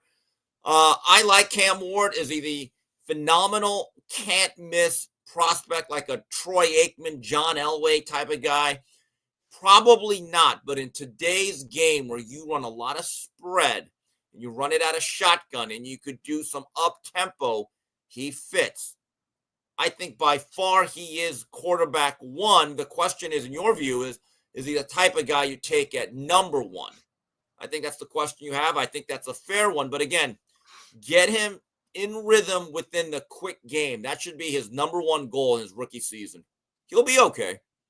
Yeah, we're gonna see. I'm curious. I'm curious to see this draft. I'm curious to see how this unfolds because there's three teams that need quarterbacks right now. We don't know what Aaron Rodgers is doing. He might be on Gaza Strip. He might be fighting fucking Gaza Strip right now with Israel. But I don't know. We'll see, man. I don't know what he's gonna do. Smitty, what's next? Yeah, man. It's down to a little bit of boxing here. A vote for boxing to be welcomed back to the Olympic Games in time for the LA 2028 Olympics will take place later this week after the executive board proposes Riverside. Shout out. Riverside, California is going to host some fucking events. There you go. Proposes inclusion to the International Olympic Committee. And so, Steve, I kind of wanted to, ask you your take on this. What's your take on this? Well, it's good news for a lot of the amateur boxers. The issue, by the way, Gennady Golovkin did a lot of work on his end politically and his influence to bring this back into the fold. The Triple G organization that ran amateur boxing was strife with a lot of corruption, and I think that soured the Olympic Committee. I think that's new leadership there. Here's the thing. I think it's great for a lot of the foreign boxers that may not have pro careers. For American boxers, the Olympic Games for a long time used to be the launching pad. I mean, there was an ability of Howard Cosell to be a kingmaker that if he liked you and he interviewed you in those Olympic Games, like a Ray Leonard, you were going to be a star. And then in 84, they had a lot of coverage with that great team. Meldrick Taylor, Pernell Whitaker, Evander Holyfield, Virgil Hill, Mark Breland. But in 88, you still had Roy Jones, Riddick Bowe, Michael Carball. But starting in the 90s, the shifting of the Olympic coverage, especially when it went to NBC, boxing was no longer a priority. They started to program the Olympics for the housewives. So what did you see? Figure skating, gymnastics, things of that nature. So for American boxers, having a gold medal is still very important. It's a great individual achievement, but it's no longer that launching pad as it was. I mean, even with the Olympics, Smitty, the last couple of Olympic cycles, I would talk to young men who would turn pro at 17, 18 that were rated number one in the U.S., and I'd ask them, what about the Olympics? And they'd say, we're good. We'd rather make money right off the bat. So it's not like 1976 or 1984. Let's just put it that way. Gotcha. Yeah. Makes sense. I mean, the era of today's athlete is all about that bag, all about getting that money. So I'm not actually too surprised about that, especially, given, your point in which that, hey, just because you fight in the Olympics today, it's not necessarily going to be that launching point that it once was. So definitely makes sense there. Switching gears here, man. So far there have been no trades involving first round picks in this year's 2025 draft. This is the closest to the start of the NFL draft in which there have been no trades for first round picks since 1993, a year before Big Smitty was even here on this earth. When that year, it was 5 days before that year's draft where the Chiefs traded a first round pick to the 49ers in exchange for QB Joe Montana. Are you guys shocked that there haven't been any first round trades? And do you think we will see something here in the coming weeks? My theory is that since there isn't a team or a quarterback that is like that Andrew Luck, Cam Newton level prospect, maybe teams are just settling in. But again, there's going to be trades on draft day or leading up close to it. I don't know what I couldn't really give you an explanation why it's been relatively tranquil on the NFL draft boards. I will say this, the art of drafting, if you are a bad team, you can't just stay static on your draft board. And Jimmy Johnson and Bill Walsh did this as well as anybody. You have to have that ability to turn one pick into 3 to 4 picks. And then even if you trade down, if you don't like a player in the position you're at, you got to play a game of Russian roulette and say, I'm going to gamble here. I'm going to trade back out. Right. So all of a sudden you could turn a draft where you have, let's say, 7 picks, right? The really good guys that know how to manipulate the draft board, they'll end up with 12, 13 picks. That is the art of drafting, is understanding value for selection. Jimmy actually came up with the chart. And every team has it now. It's the number 1 pick is worth so many points. Number 2, they've adjusted it. They've kind of made it more scientific. But I think this year's an interesting draft, given the fact that there isn't that surefire dominant number 1 quarterback. Yeah, there's not a dominant number 6 quarterback. They're horrible. Hey, Steve, I got to ask you something. Another fellow, Crouching Tiger, has entered the chat and made some news, and it's regarding Smitty's Colts.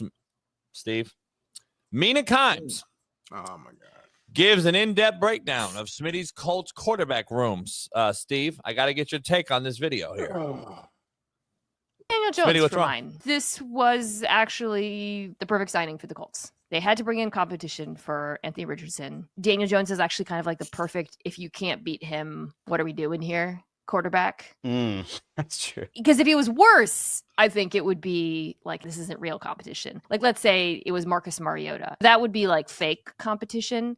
I think if you were to pay Sam Darnold, it would be like, okay, it's over. I think Jones was like just the right level of competition for Anthony Richardson this offseason. My hope, though, is that they make this choice in the offseason and then they actually just go with it throughout more of the season than last year. And I'm not confident that they're going to do that, Greg. Either way, by the way, whoever wins. This was actually my questionable pick, and my question was, is Chris Ballard and Shane Steichen on the same page here? A, is Shane Steichen on board with this? And I disagree that Jones was the best you could do. You know what that Darnell? sound was? You know what that sound was? That was Coach JB now getting off the Daniel Jones bandwagon. I'm all for Daniel. I love Daniel Dimes. I have a question, though, about old Mina. What was she saying about Anthony Richardson during the season, though? Was she calling it out bluntly, or was it one of those things where she didn't want to criticize him? No, of course not. She was worried about Karen Bass. I have no idea because I don't watch the show, and JB don't watch our show, so we don't know. No, what about the show, Smitty? She's on ESPN. She's literally talks football on ESPN. So I got to see her talk about your favorite quarterback, AR5, all year long. She was hyped. I don't watch ESPN. So. She loves him. She loves the guy. AR5 is one of the object lessons. I'm going to say something I think I repeated, or I'm going to repeat something I said a couple of weeks ago.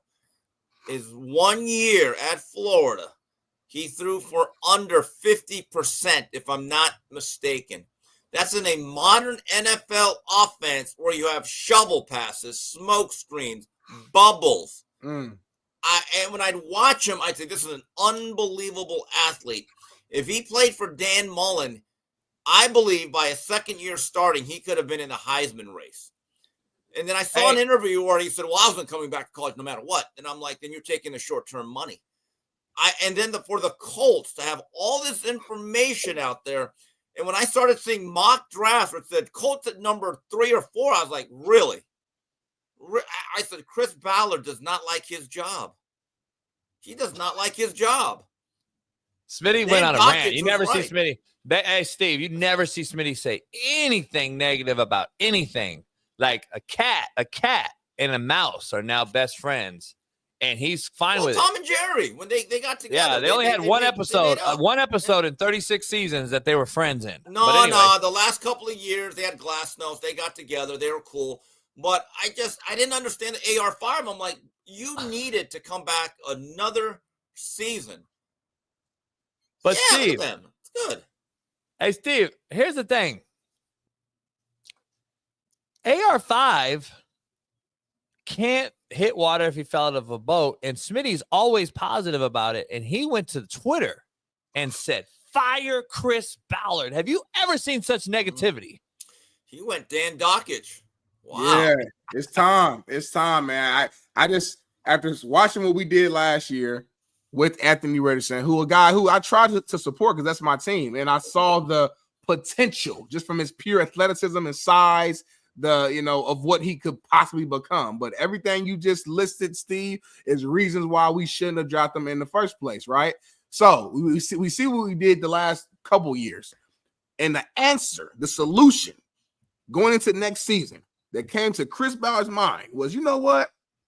Daniel Jones is our quarterback. That's what we want. Great, in the locker room. great That's white hire. Insane. We have arguably two of the worst quarterbacks in the NFL on the same team.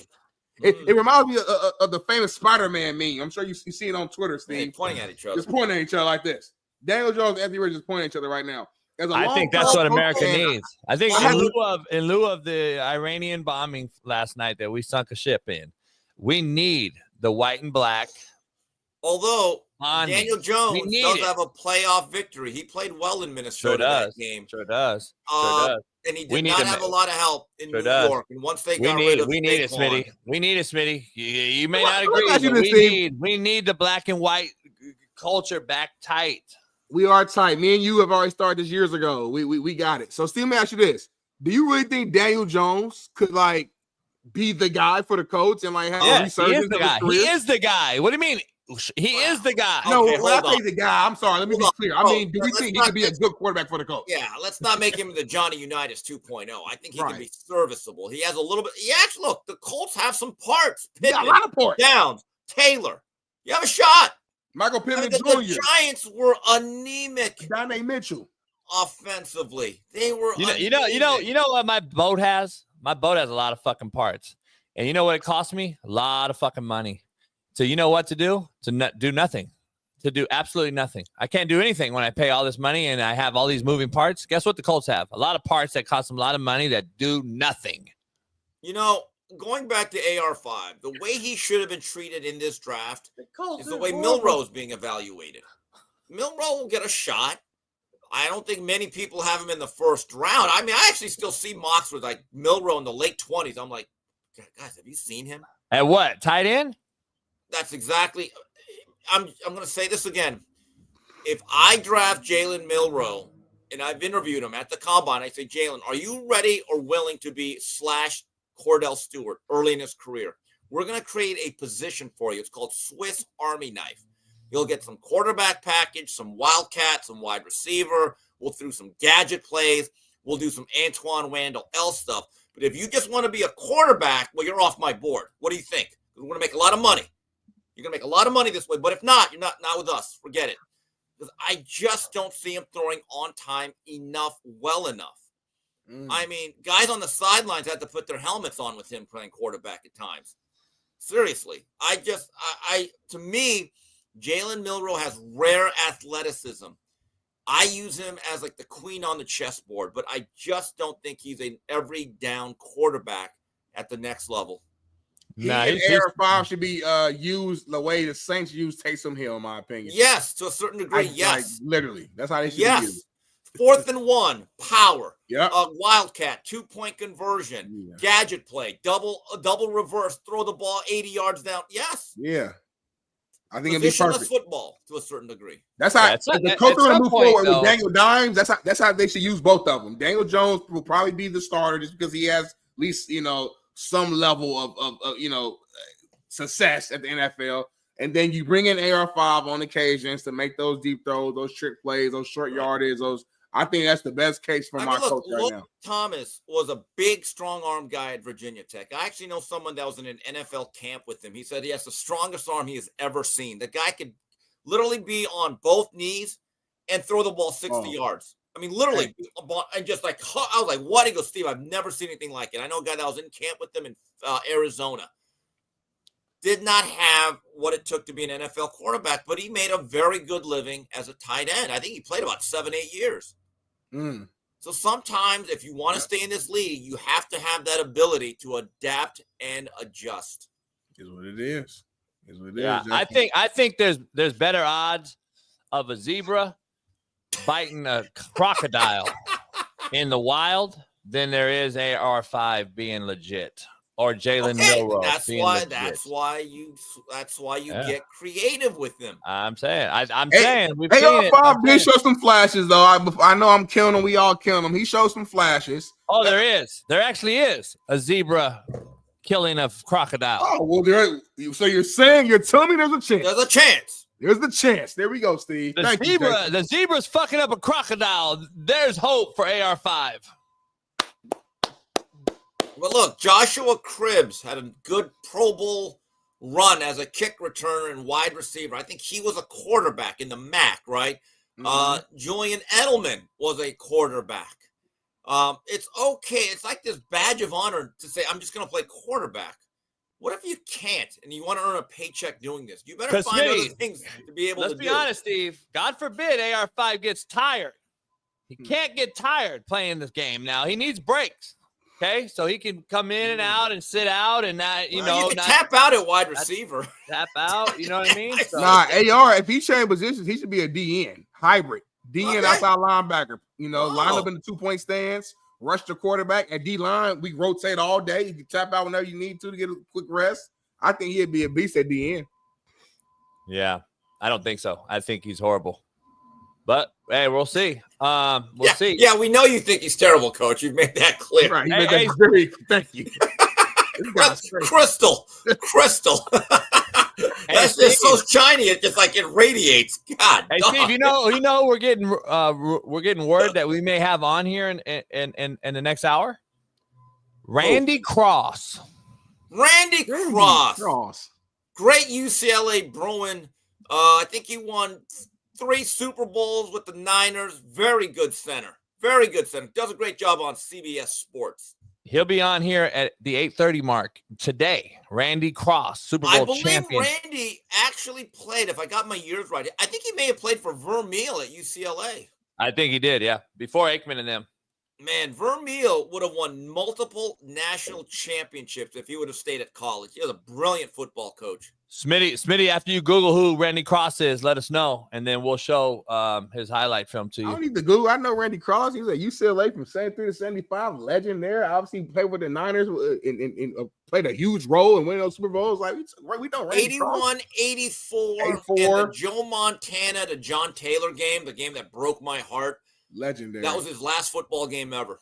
He retired that game. Shout out to Dick Vermeil, greatest crying alpha male ever. Dick Vermeil. Dick Vermeil actually invented the term burnout. You lying? Burnout. Yeah. No, he actually did. Who adopted it? Physical education. But true story. What happened was, Smitty, so he was one of those first coaches that would sleep at the office. He was working 19-hour days. And so by 81 or 82, he had it. And he's at his press conference, and obviously there's some tears. I love my guys. But I am burnt out. And I was like, oh, so that became a term. The term burnout, I don't know if he invented it, but I know he made it famous. But I do think he's the Thomas Edison of that phrase. Wow. Burnout. I like that. Yeah. We had Dave McGinnis on Arizona Cardinal. By the way, Independence, Kansas native. Believe that shit? Great 1998 run where they beat the Cowboys in the playoffs. Yeah. Dave McGinnis. He's going to be on later this week, though. He couldn't get on because he's traveling. He's going to be on later this week, but great Dave McGinnis will be on this week as well. Plus, it's March Madness, Steve. I know you don't watch basketball anymore. Either do I. The play-in tournament starts today in North Carolina, who didn't beat anybody but UCLA and American College. Great name for a college, American College. That's all they beat, and they're going to get a play-in opportunity. Hey, by the way, hey guys, did you see Tracy Morgan yesterday at the? Oh man! Now look, I know NBA basketball is hard to watch, and I thought I got sick watching it. Phew! Ah, man! Wow! Thoughts and prayers up for Tracy Morgan. That throw up looked crazy. They said nose was bleeding. Man, put him out on a wheelchair. That throw up, I saw this picture. It was like powerful. Family. It looked like Family Guy when they all throw up. Powerful. I mean, that looked like Peter Griffin. It was what, Smitty? Lois, Brian. Powerful throw up? Meg. Yeah. Steve, there's a picture. It's like, blah. Oh my God, it's like a cartoon. It's like a super soaker water gun at the highest level. Like, it came out like that's how it was. Family Guy vomit is unbelievable because it's like a spouting like a hose. Tracy Morgan, that is impressive that a man his size could vomit to that velocity. Thumbs up, Tracy. That's the funniest thing you've done in 10 years. They will cheer him out. Has he got a health issue prior? Yeah. It's obvious. Tracy Morgan. Yeah. He's had health issues for a while. I don't know if it's diabetic. I can't remember exactly, but he's been having issues for a minute. So did the owner try to throw him out like they did Charles Oakley? No, they had to get him out. They had to get him out. They were just like, Well, I seen something. They said that he's welcome back anytime today. I mean, they must have used 3 mops to clean that stuff up. I mean, it probably got to mid-court. I mean, He does a show. God, He's actually mentioned me on his show with Jalen Brunson. So that's why I'm gonna try to get Jalen Brunson on. So shout out to Tracy Morgan, man. Look at that. Wow. Look at it. That is so memeable. That is. It's crazy how that's the content that like content creators like Bailey and Smitty, they try to capture that type of stuff, huh? It's crazy. That's content. Yeah. No, that's what Bailey and Matt be doing on their show. I might make that my screensaver for at least a week. Hey, is that so? You think you threw up from the performance of the game? Well, like I said, NBA basketball. Well, Miami did only score 67 points. It is hard to watch. Man. Neither one of y'all watch basketball. Y'all have no idea if it's good or bad right now. No, I know it's bad because the half of America said we out. Hey, by the way, I read this. I read a book from Doug Krikorian, the great Doug Krikorian. Find him at Trainees anytime. You can find him at Phil Trainees on a regular day. So he gave me 2 of his books that he wrote, and I forgot how funny he was.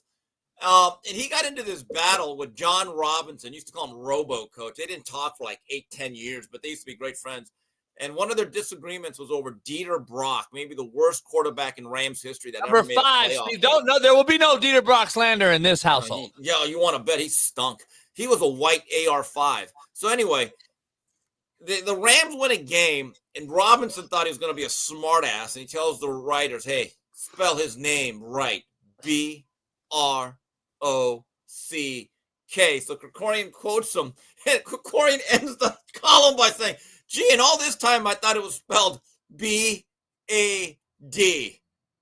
Oh, I couldn't stop laughing. Krikorian had like a million lines like that. I mean, he's like my level funny. I mean, geez. Dieter Brock. Who was the right? Terrible. Robert Del Pino. Robert Del Pino was a back on that team with him. No, he was not. Del Pino was a rookie in '88. Brock played 1 year, then he wrenched his back in '86, and thank God he wrenched his back.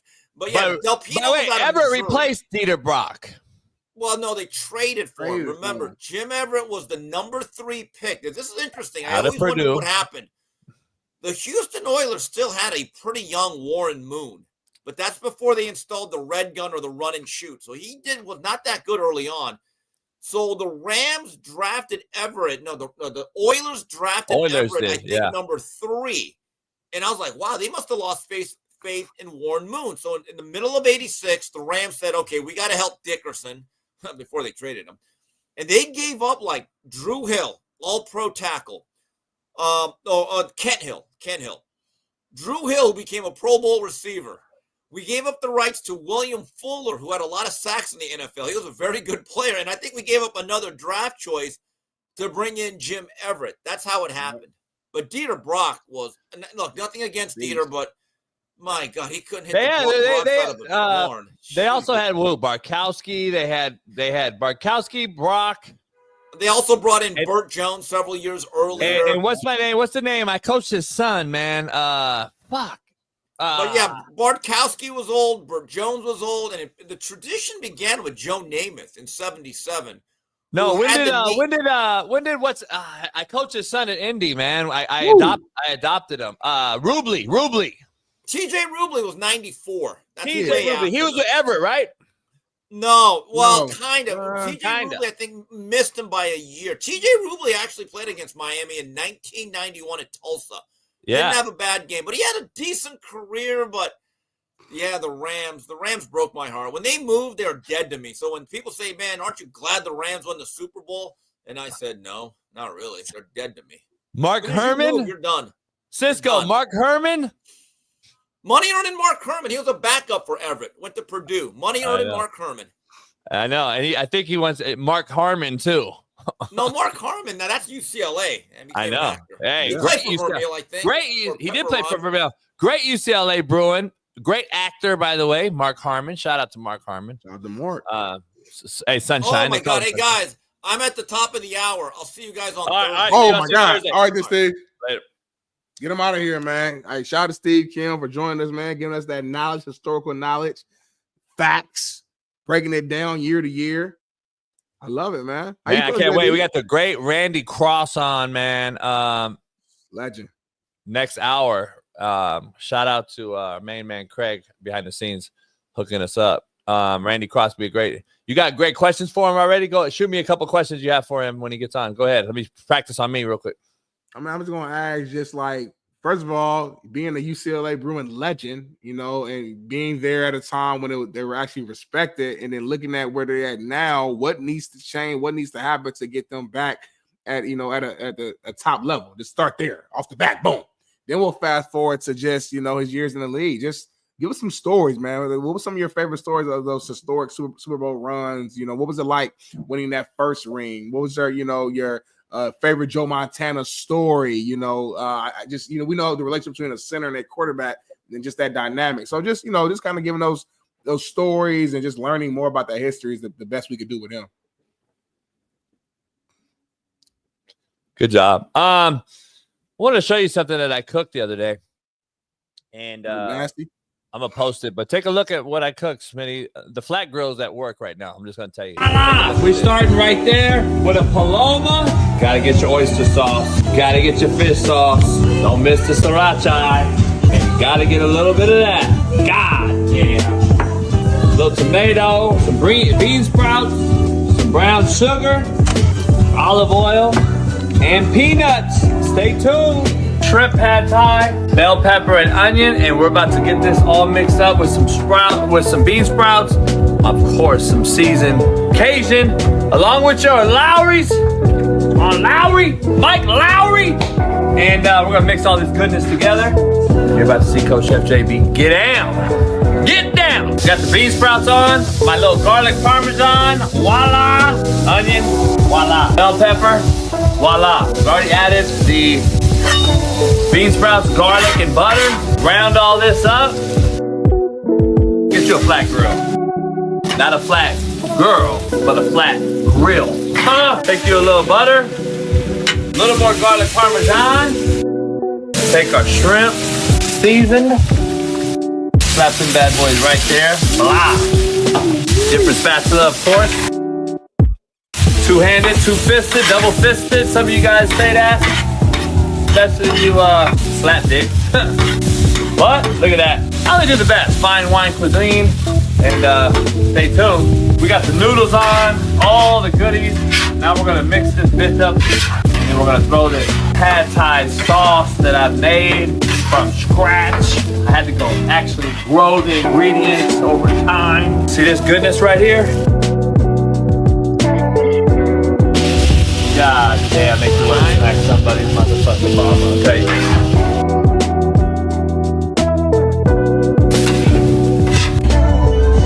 God damn. Go Chef JB, pad thai. Shrimp pad thai. Shrimp pad thai from scratch, homie. That look fire, homie. You did overcook the noodles a little bit. It's a little soggy. Other than that, though, man, no, they were great. Fire, super flavorful. Spicy. You know what I've been making lately? The best thing I'm gonna be honest, the best thing, and that's hard to say. The best thing I've been making these fucking cheese, or not. I've been making this like chopped beef sandwiches. Yeah, I know. Those look good. I made another one last night, homie. Oh, you made that with the pad thai? You a bad boy. Nah, the pad thai I did it a few days ago, but I didn't get the video. And Paris got me the video over the weekend, and I was too busy on the yacht. No excuses. Should have posted that in me. I like that though, homie. Next time I come over, I want one of those cheesesteak whatever sandwiches. Those look fire. Add some banana peppers on there with some curly fries. Hey, guess what? Last night though, I made chips with it, like potato chips. Real oils, just so like salt, you chop potatoes, real yeah, skin, and they were hard and salt. crispy with the crispy chips with that beef Kettle? sandwich. Woo, jeez. I think I'm gonna open up like Slap Dicks. Feel me on this. Slap Dicks, cigar bar and grill.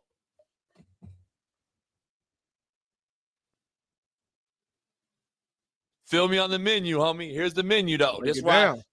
See, restaurants fold in the first year because they put too much on the menu. Yeah. So we're gonna have 3 items. That's it, homie.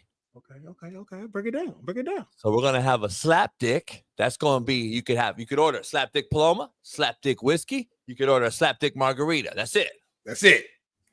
Then we're gonna have a fuck stick. Okay. It's gonna be some sort of like hot dog on a stick, corn dog, some sort of. Or I could do skewers. Yeah. So, fuck stick, and then the shitbird chicken sandwich, hot chicken sandwich, shitbird. You could order a shitbird beef sandwich, shitbird Philly cheesesteak, shitbird chicken sandwich. You know what I'm ordering, homie? Yeah, can I get a shitbird, please, with a slapdick margarita? Thank you so much. Can I get some extra sauce on the side, please? Appreciate you. Oh, I'm gonna tear that up. I'm telling you, homie. And That's guess $1 what? billion plan right there. Yes, and maybe some sort of like what? I don't know. What do you want to slap fries, homie? Slap fries. What kind of? You gotta have probably wings. Maybe that's it. You probably need some wings. Fuck stick wings or something. So you make some wings. That's it. But making them fire, extra fire. That's all you need. You need some slap fries though. It's like your homemade. Yeah, you don't need like fries. a bunch of shit. Oh, I want to. Nah, you get some motherfuckers to perfect those three things. Yep. That's it. You got something. And then guess what? Then members only go in the cigar lounge behind in the back. Homie, live band. It's all about the vibe, homie. It ain't. Yep. You don't need a gang of. You need 3 foods, 3 drinks, vibe. I'm gonna have like bad business serving the food. Yep. It's the vibe, homie. Cisco's gonna bring like comedians in. And shit. Yeah. We should really do that and like test it out.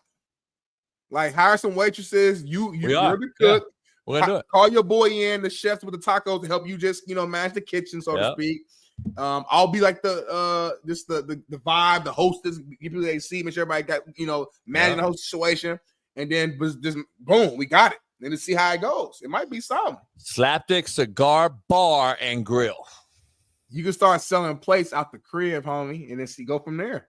I mean, I get a little truck too. Yeah, that's what I'm saying. But I'm saying start with the plates. Slapdicks truck. Yep, logo all around. We do a podcast on there. We cook. We do everything on there. Get the hostesses. Yep. Yeah. What's the name of them from over here that was there at the Super Bowl party? Yeah.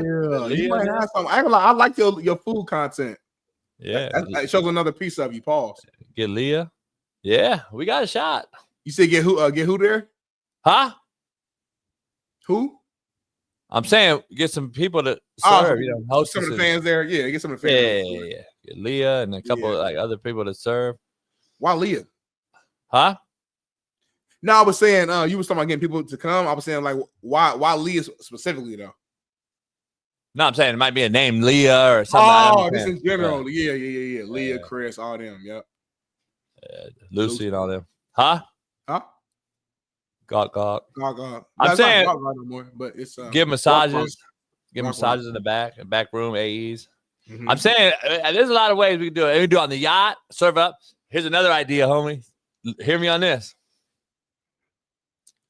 Woober. You already know where I'm going. Nobody has Woober, homie. They got it in London, I think. My homie just put a post on his story yesterday. He's with his family. He says it was the first boat Uber he's ever done. They got it other places. I don't think they got it my here Uber is different, homie. This ain't that's a water taxi you're talking about. No, I said no. I was Uber. I swear to God. Mine's Woober, homie. It's like hear me out. The homies call me, but I'm already out. Yeah. I'm already anchored up. Hey man, where you at? You go. I don't want to bring up the anchor, go all the way back into and get you. So I got Woober, and it's just 3 cats. It's the homie Brian Meskin, Ruben Meskin, and Cisco Meskin. They're the drivers. That's it. Just 3 cats, and then they go out and go get some cats. Some of the cats. They bring them over from TJ, and then we go and we get a little team of Woobers. And if Cisco didn't want to do their own shit on the side and drive down to San Diego and scoop their homies up on their own, they could do that. I'm not tripping. I don't know nothing. My name is Bennett. I'm not in it. But Woober, homie, that means I could bring you straight out to the boat. I don't got to go back and get it. And there's a broad on each Woober, a bad one on each Woober. Doing what? Huh? Doing what, though? So yeah, so like as I'm saying, homie, I'm telling you, I got Woober plans, homie. I got Woober plans, homie, and cheese on there, crackers, wine, charcuterie boards, smash right to you, drop you off, boom. You macro with it today, homie. I ain't gonna hold you. I like both ideas. I'm more of the restaurant guy. That's just more my vibe, the lounge, whatever. But both ideas is fire, homie. We got something too. I think we could do it. We could do it. And we get you on the boat to do the show more often. Yeah, as long as that money coming in, man, I will definitely. What? As long as that money coming in and we can pay for everything and we can invest properly, homie. 15, 10, 15, 20, 30 M's, whatever we need. We throw that money in there for the Woober, for the lounge, for me, for Bailey, for the chat, for the girls on each boat, for the food. We be good to go, homie. We good to go. Fuck.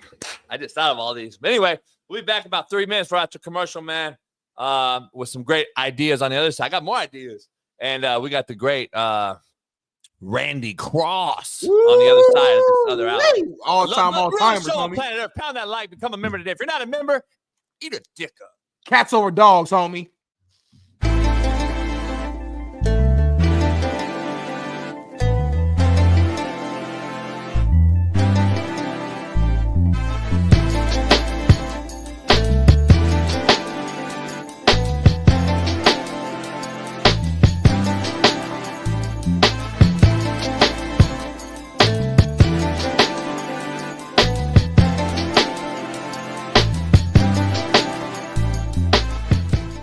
So many movements and players and the OGs moving around. Gino went to the Raiders. That was a big move. So out of the top 10 teams right now, I think the only 3 teams that we would assume would even get a quarterback are the Titans, the Giants, and then Cleveland, the Browns. That's the top 3 picks right now. So do you think Cam Ward and Shador is going to fall in that top 3 still? I think Cam Ward and Shador go 1 and 2. Tennessee Titans got to take a quarterback, bro. Come on, bro. Like, how much time are we giving with lips? Like, are we serious right now? Like, let me ask you, Pat, it's a poop in a pamper, bro. That smell like shit, and everybody knows shit when they see it. Like, there's no way you can hide shit. You get what I'm saying? Yeah. Hey, but you've been in these rooms, Pat, as a player. I got to ask you, and now you've been around management groups and shit. I got to ask you, as the GMs move, though, can I, as an organization, draft another QB at 1 or early in the first round and then get rid of another Malik Willis? Got rid of him for a Chico stick and string team. San Francisco did the same thing. That's what I'm saying. But so the you're Jets saying did the same thing. It's a lot of teams that done did that. Do it. You're saying fuck There's a lot of teams done did that. And I don't even know. Is this the same? Is this the same GM? Nah, remember they got rid of him. They got a new GM, don't they? They got a new GM. This ain't my fucking guy. Get him the fuck out of here. You know how that conversation goes. Let me get my guy. But here's my thing, too. This is an organization who thought they was going to get better by getting rid of Mike Vrabel. I'm like, what the fuck are you doing? Like, to me, that shit just screams that you're going to draft fucked up again. I don't know. I don't know. I'm just curious. Over the last 2 years, evaluating, you do your show, Politely Raw. Make sure you go head on over and watch Pack on there. I got to ask you, like, in this quarterback class of things, as a guy who's had 17-plus picks in the league, who's picked these guys off his whole career, is this draft, as I say, as bad as I've seen in the quarterback position? You think it's the same as I do? You think the same? I think it's the worst draft class I've seen in a while at quarterback. Sean King is, I think so. Sean Salisbury. All former quarterbacks think the same. You think you higher on this QB draft than I am, or you think it is what it is? We know it's a heavy O-line, D-line, pass rusher, running back class. Definitely D-line, running back. Definitely D-line, running back. I think. Why now QB is kind of as bad as they've been in a while. Yeah, it is. I agree with you there. I think this year the deepest group is the running backs. Like, all those guys have performed top-notch, and they ran fucking good. Yeah. They all perform good. Quarterback, these system quarterbacks sometimes, and don't have the strength in the arm to make sure, like, all right, It could be late every now and then, but when the motherfucker need to be on time, it need to be on time. You understand that, JB? It's like you on the opposite hash and you got to come back on the far hash. If that ball is late, that's a pick six. And I think a lot of these quarterbacks in this draft, besides the two that we were talking about, just don't have the rocket of a arm. Are they good thinkers? Are they good players? Yes, they are. Would they be? It's gonna be some good backups, but like it's always one. Yeah, surprise you. That surprise you. It's always one. No doubt. So where? So you're saying take a Q over a generational talent like Travis Hunter? Ain't no team in the NFL good without a good quarterback. No, I hear you. I don't know if there's a QB in the draft. Like I see Abdul Carter being a game changer. I see like some of these pass rushers being game changers, and I know it's a heavy pass rush class. I just don't know. Let me ask you this then, just circle back. If you're an organization, though, like, let's say, Cleveland, the hated ones, and all these other teams. Quarterback. Do you go with a veteran, though? Quarterback. No. So you get you somebody. You got Myles Garrett sold up. Get you a young quarterback that's your offensive coordinator. Think that he can trust or whoever he likes if he's there. Right. Now, if he ain't there. If Cam's at 2, you're saying let's take Cam Ward and we'll worry about Deshaun Watson's contract later? Well, you ain't nothing to worry about. Like, he should guarantee there ain't too much you can do to that fucking contract. Yeah, and they renegotiate. So you just got to pay him to be on the team, be a good teammate, which I'm thinking he will have no problem with doing with right now. He don't mind at all. With his leg Hey,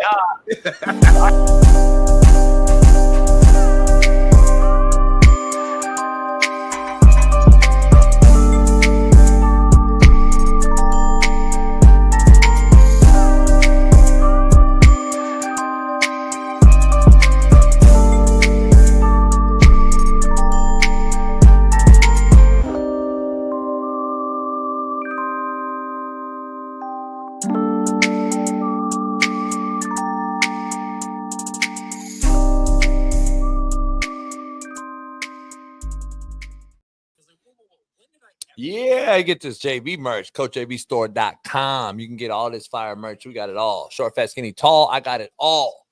Plus, Save Girl Sports is hot right now. Go over there, CoachJBStore.com. Get you some merch. JB, are you going to take the Butler CC job or not? No, not. You think they really would hire me? You fucking out of your mind? Do you think that they want me back in Kansas? Are you fucking out of your mind? You know, I had someone reach out to me from the college, true story, about 3 days ago. Reached out to me 3 days ago. And he's actually part of the college. And I said, you crazy. You motherfuckers would never hire me. But I'm going to be honest. Don't give me Butler. The motherfucker's over. What you talking about, homie? Nothing. What were you doing, homie, the whole time? Why were you sitting there sideways, homie? I was just checking stuff on my phone, man. You know, we do a 3-hour show, so a lot of my phone be boom. I be having business meetings. Why do you mention that? Like it's a bad negative thing. That's how you sound. Well, we got a 3-hour show, so you know I got a lot of things. Like that's how you sounded. It sounded negative. It sounded like it's not negative at all. I'm saying like it just like hater, like Deion Sanders. No, I love it. It's just it's a lot of hours in the morning, and like my phone be booming because like a lot of people I know is on the East Coast, so like it's like 11 o'clock to them. So they hit me up, emails, business, opportunity, $10 here, $10 there. So I'm just checking email, make sure I'm not missing nothing important. You know what I'm saying? A lot of money, talk. Yeah. I want to know, hey, Shaun, I want to know why that guy left Butler. Me too. See, I don't ask. See, Butler's open. Why? See, a lot of people don't know the questions to ask. Why is it open? The motherfucker been there 17 years. I know the coach. I know who he was. He wasn't the head coach for 17 years. He replaced the head coach. He was on staff, though. Why did he leave is the question you got to ask. A lot of you youngsters out there, if you're taking a job, just because it comes open, don't just, I want to apply. You know what I used to do, Smitty? I used to call the guy who got fired or who quit, the guy who fired the guy or made him quit, and guys that worked there for the people that were in charge. I did a full deep dive. Why the fuck do I want this job?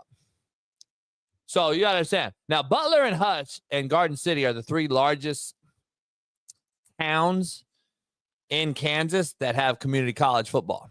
So Garden City and Hutch are comparable. They're about 30,000, pretty big, got everything, Lowe's, Home Depot. And why I'm saying this, it's funny, a lot of you laughing. These other towns don't, homie. They don't have shit. So Garden City has bars that are open past 5, fucking food that's open Sundays, bars that are open on Sundays, Home Depot, Lowe's. They got actual shit. Butler is actually El Dorado, whatever you want to call it, right connected almost outside of Wichita. Same with Hutch. Hutch is, 30 minutes, 40 minutes from Wichita, but Hutch's is a pretty big little town as well. Big little town. And you go to a place like Independence, Kansas, Coffeyville, Kansas, Fort Scott, Highland, homie. Smitty, you would they motherfucker got one light in town, homie. You lying on me. I'm not lying. We went up to Highland and played. Not one person on the team had cell service. Nobody. Nobody. Nobody. Everybody was losing their mind. These kids. Imagine this was 17, 18 motherfuckers. We're on a phone. Like, imagine motherfuckers without a phone, homie. Lose my mind. When I first moved here in my new spot, the building was so new. They were having issues with the Wi-Fi. I ain't had Wi-Fi for a couple of days. Even me, I'm down there 40 years old. I was like, man. You damn near what? Huh? You're damn near what? Damn near 40. And I'm saying even Who's me, I was down there struggling, because in today's age, you need Wi-Fi internet, huh? Who's damn near 40? I said, I'm damn near 40. And even me as an older man, I'm even in here like, damn, I'm kind of spazzing out. Like, I need internet, homie. Here's my advice to you, youngster. Take a listen real quick. You get it, heave to it or not. But here's the thing. You better stop wishing death on your life, homie. Because I'm a fucking straight out of the Bible, man. I'm a God-fearing man. I'm a straight out of Bible verse. I speak only things out of the Bible. You better stop putting death on your life, homie. You don't want to be older, Smitty. Take it from me. You just turned 30. No. You're close to 40. You don't want to be 40, homie. When you're 40 plus. Yeah. I don't even know if you'll be around if you're 40, but when you're 40, homie, you don't want to be. I'm just telling you, homie. We know, about Ash and you and all that. Like, it comes down to it. I'm just saying, huh? What you talking about, homie? All right. Homie, real quick, you skinny as hell right now. Are you sick? Are you good? On a serious note, what's going on? You're skinny as hell right now. Nah, I've gained like 5, homie. Nah, I saw your cooking video, homie. You're almost too skinny. Like, you skinny. That was like a week ago, though. That was like I'll push you over with eat. Like, I could always beat your ass, but now I will beat your ass. Like, I'm actually solid as a rock, though. You're super light. Just be careful, homie. I still weigh more than you. Like, somebody will probably press you easily. Yeah, I'm actually now I could at least chill and hang in there a little longer. Yeah, you gotta move around a little bit, bounce a little bit. Yeah. I don't know what Ozempic is. DMV said that Ozempic shit. I just found out what the Ozempic shit was. See, everyone that knows me, DMV, I don't gotta lie to kick it, and I don't gotta fit in. I'm the leader, not the follower. I've never even smoked weed in my life, yet a cigarette. Yet any type of drug, pill, crack, bigger than cigarette. I smoked cigarettes and I drank, but I'll never do some sort of foreign pill, chemical, drug. Never. If I ain't gonna lose the weight, like I say I'm gonna lose the weight, then I'm a coward and a liar, and that's not what I am. Well, everybody in the chat, man, this put your prayer hand emojis in the chat right now. Let's pray for my co-host on a serious note. For what? Everybody in the chat saying sickly JB. They saying King Dave Cartel said that's the crack Smitty. Even Ron, who's your guy, he said I was wondering the same thing. Smitty, I hope coach is okay. Andrew Nance said JB stop drinking. Like D Jones said, nah, I was wearing the same thing. Shirts look big as shit. Like everybody, like they all saying the same thing. So I'm just trying to make sure. I feel great. I feel better than I've ever have. So, female saying dick got bigger. There's all kind of shit going on. So I don't know. I ain't see no female said that in the chat. There's no girls in the chat today, other than Jazzy. No, I'm saying the girl thing. Say something. They got bigger. What happened to baby girl? Baby girl. Who's baby girl? She used to watch our show for years. Oh, baby girl. The girl actual Puerto name. Rican. Actual baby girl name. Yeah, my fault. Like he thought I meant like baby girl. I know what you mean. Yeah, one of my AEs. Yeah, but huh? I don't know. I haven't seen her in You piss her off? I ain't seen her in years. Did you piss her off? I haven't. Yeah, I think she like left the Discord and everything. I don't know what happened. Really? I don't know. I ain't seen. You I got a ain't, man or something? I don't know. Oh, probably. I never talked to. I never talked to baby girl like that. Like you got. I ain't seen. I barely see Gawk.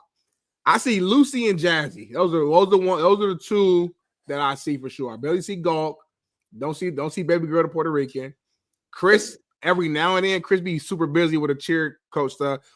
That's what I'm saying. And then Leah, she's in and out. You know, like hopscotch. So really, we got 2.5 women who's in the show, and the rest of them is dudes. That's cool. I'm just saying. Yeah, Smitty's never in there. Joe Court said. Joe, I'm always in there. I don't respond to you. Because Joe said he gives you updates on weather and you don't respond. So JB's literally never in the Discord. Show that, Bailey. Show that right now, Bailey. Because this is what I want to know. Hey, Paris is here. Paris just quiet. Well, She's just quiet. Well, yeah. Of course, Paris here. But Paris is like working, so it's like different. Like she's a fan of the show, of course. Shout out to Paris, but she also works, so it's a little different. I don't fully count Paris all the way no more because she like, you know what I mean? Yeah. Someone said this is me or what? Oh my God. Oh, he got Osgood Schlatter. Ooh. He got what? Osgood Schlatter disease, homie. It's called Osgood Schlatters, number 1. Okay, I have it. I have Osgood Schlatter, homie, too. All it is, it's when your body goes faster than your bones, we know, homie. No, it's not that either. It is. So let me teach you something. It is that, homie. They told me that. It's actually a calcium deposit in a bone spur on top of your bone. It's a calcium deposit. It's usually over the right knee, and it's over the patella tendon, and it grows in an awkward space. And I just have a little bump. It shows a little bump like that, and it's called Osgood Schlatters, not Slatters. And that's what it is. It's a calcium deposit, homie. I found out I had it. This was I was probably 14 years old. We were in Sheldon's neighborhood. We were playing I'm not gonna say the actual name. We were playing knock on the door. You know, you knock on the door and you run. Yeah, it's called yeah. Y'all call it ding dong ditch. We used to call it something else. We call it hide and go get them. And if we catch you, we fuck. That's a different game. That's like hide and go seek with the girl. That's a real hood game. That's a real hood game. We don't play that like ding dong ditch when you knock on the door. door. Have that in you bang on the door real hard and you run. Anyway, that night I started feeling some really bad pain in my knee, and it started to link. I'm like, damn, what's going on? I'm 14. I'm in my prime. I'm trying to be a real athlete. And I go to the damn doctor. They say you have Osgood Schlatter disease. I'm 14. Disease. When you hear disease, you like, whoa. I mean, like, I almost teared up. I'm like, I got a disease on me. I'm about to die. But then obviously they explain what it is. You're like, okay, I'm good. And eventually the pain kind of went away, and it is what it is. You know what I'm saying? I do got calcium built up at the bottom of my leg now, though, like towards my ankle, little knots on the right side of the leg. So, D Jones, yeah, you know what I'm talking about, D Jones. D Will, I'm my brother. Y'all know what I'm talking about, homie. Fly Ride, you soft as hell. Hey, Bailey, I think we got breaking news. What you mean? We got breaking news, homie. Somebody told me about we got the breaking news on the girl who hit the girl with the baton. Really? Oh, yeah. What's up? I want to hear a response. Take a listen. Take a watch. I would never intentionally hit somebody with a baton in the head.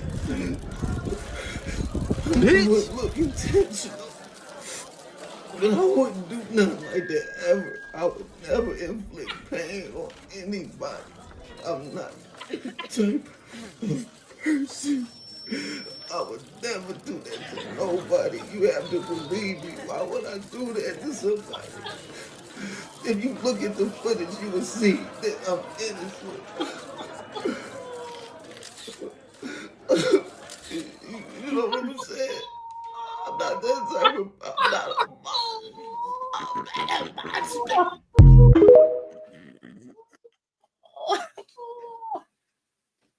That's the truth came out, Smitty. What do you think about that? I mean, T's and P's up for her. I mean, she's breaking down at a high level. You know what I'm saying? You can tell that those are real tears, very emotional, and it just makes you think that, like, I don't know. When I saw the video, I didn't see like any way that was an accident, and I still don't see it. But the way that she's like really crying out, she had a whole like a ceremony. Yeah, man. Makes me feel like maybe she just like spazzed out for 4 seconds, and her memory doesn't even recall her doing that, because it looks like he really believes that she didn't do that on purpose. Like in her brain, BPS, homie. She really don't think she did it. So I think like maybe she just had a moment where she spazzed out for a quick second. BPS, that's what y'all do. Y'all just be BPS, homie, y'all. But yeah, I think that's probably what it is, man. So she had a full ceremony, like, and cried at the ceremony. Like she had a crying ceremony. She did. My thing is, I didn't see the other angles, and I'm glad we were able to see it just now. Like she tied the girl's shoes, she threw the baton up and caught it like out of to herself and slammed it down. So like the jump kick. Yeah, seeing the other angles makes me really believe that she had to do that on purpose. There's no way. Again, baby, let me see the jump kick. I think she has like she came. I don't think anyone saw that angle. Right, that's the one I didn't see. It's hard for me to believe that like that piece of it was on accident. I mean, we can see it here again. Yeah, right there. But that was the initial. We saw that angle. Yeah, and then like right here, like that. Yeah, right there. I don't know. I didn't see that angle. I didn't see her. She must have had a spasm, maybe. Okay, like cramped up. What about this right here, though? Like, what do you think was going on here? She's like learning how to change oil in the car. Gotcha. She's like testing everything, making sure her cleats are cool. You know how it is on that clay track. Yeah, you gotta have the right cleat. Yeah, that's true. That's true. So, is there any way? Right so, there, are you saying it could be right there? accident? She didn't try to do that. She was trying to like be explosive in her movements and her run, and I think she just kind of ice cream the hammer, and it slipped out. Yeah, that's true. You know, when somebody passed you up in a race and you're just trying to exhaust everything, he reached out too far, as you can see, and accidentally hit. Motherfucker hit the shit out of his head right there.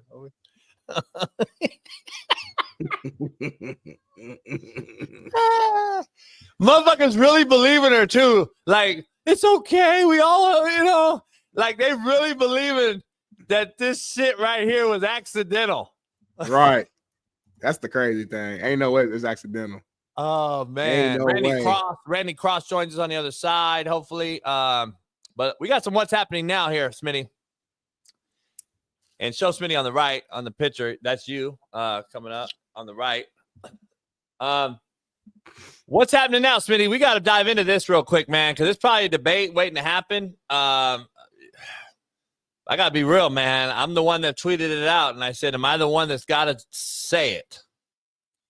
Married Chicago teacher charged with the M word of a 15-year-old student during a tutoring session. 30-year-old Christina Formella is accused of SA a student before school at Downers Grove South High School. The incident reportedly happened in the classroom and was discovered by the boy's mother when she looked through his phone.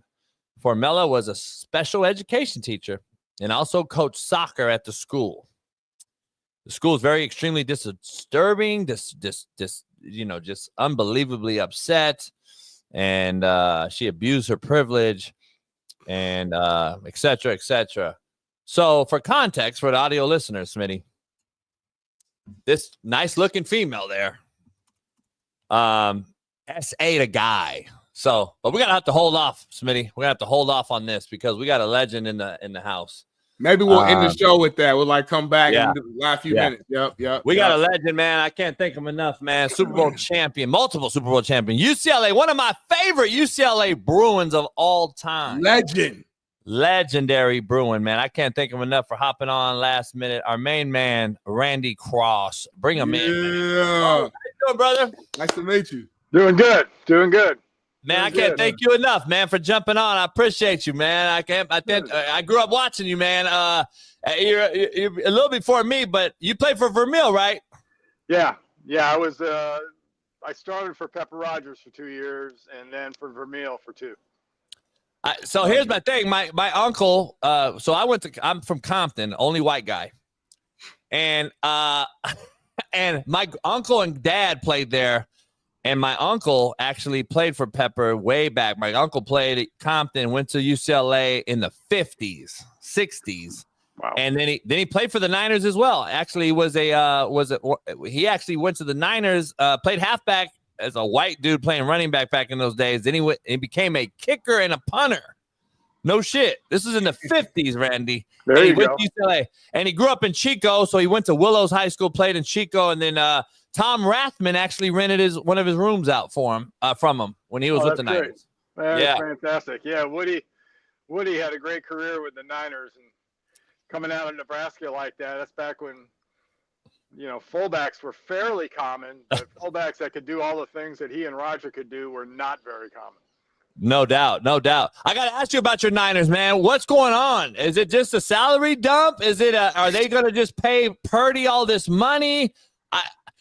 I think Purdy's a serviceable guy. I don't know if Purdy's Joe Montana. I'm just going to say, doesn't he need the roster around him, though, to be successful? Like, you've kind of depleted the roster, and now you're going to pay this guy to be the savior. Is that true?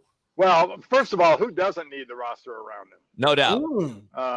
You give any team a few injuries in important spots, or considerable talent drops in certain spots, and I think Kansas City was probably a pretty good example of that in the playoffs last year. They're just a different team when Mahomes couldn't just play Lord and Savior every play, and wasn't getting the protection he needed, and that's how that works. But it's a double-edged sword in the NFL, and I think the Niners are, in my mind, the best example out there. The smartest move that the Yorks made, Jed and company, were getting John Lynch and Kyle Shanahan and just joining them at the hip back when they did, giving them like 6-year contracts to 8-year contracts, and they keep renewing them along the way here, and they keep them tied up like that. Agreed. It avoids all the BS, all the ego crap. If you're dependent on the other guy and the other guy is dependent on you, and you have a common vision, you can get a hell of a lot done. So just look at their personnel decisions. I think they have 11 picks in the draft.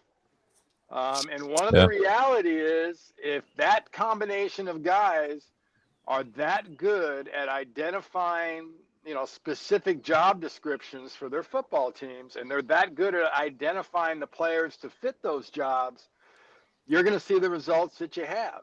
You're going to see the results that guys are going to be all pro. Guys, no one predicts a Mr. Irrelevant to be, one of the top quarterbacks in the league. That's just luck. But, obviously luck's pretty expensive too. Now in this market. And you've got to keep planning that out.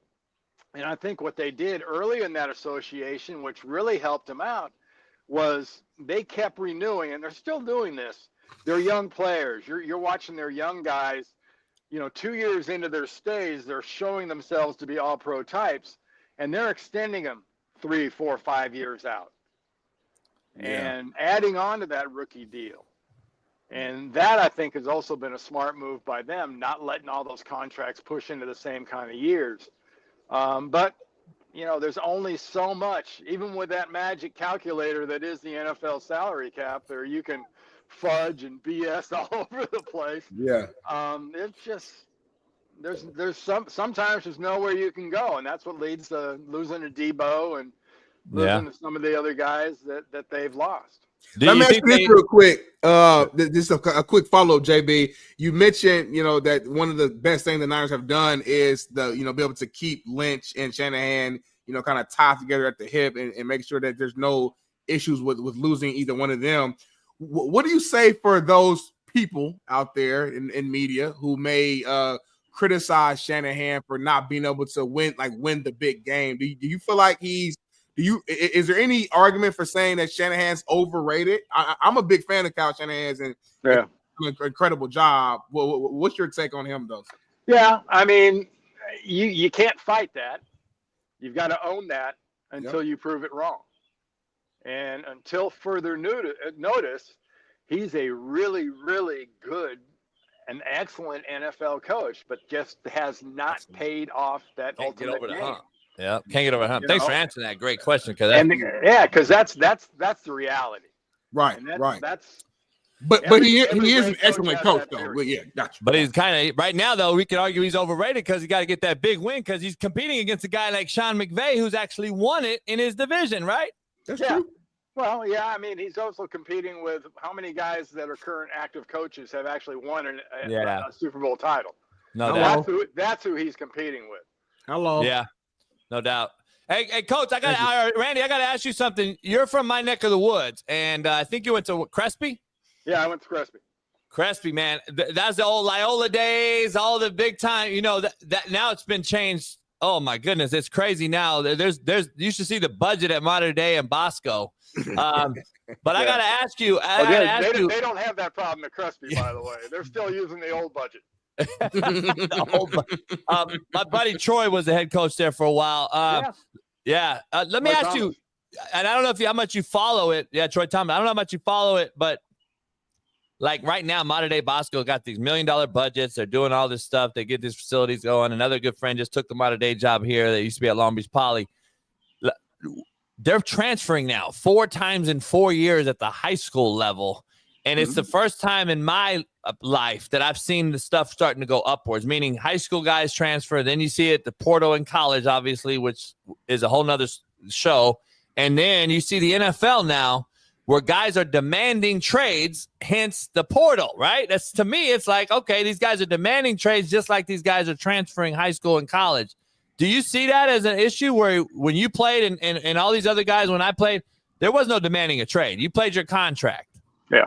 Do you see that? Do you see that right now going on? Yeah. It's one of the unfortunate things, and for the high school game, it's kind of a trickle-down effect from a lack of due diligence by the people in charge of college football. There are no people in charge of college football. There are no rules. There's nothing. So until that happens, this rot will spread further and further down. And the money's already in the high school game. Those kids aren't transferring for different kinds of credits.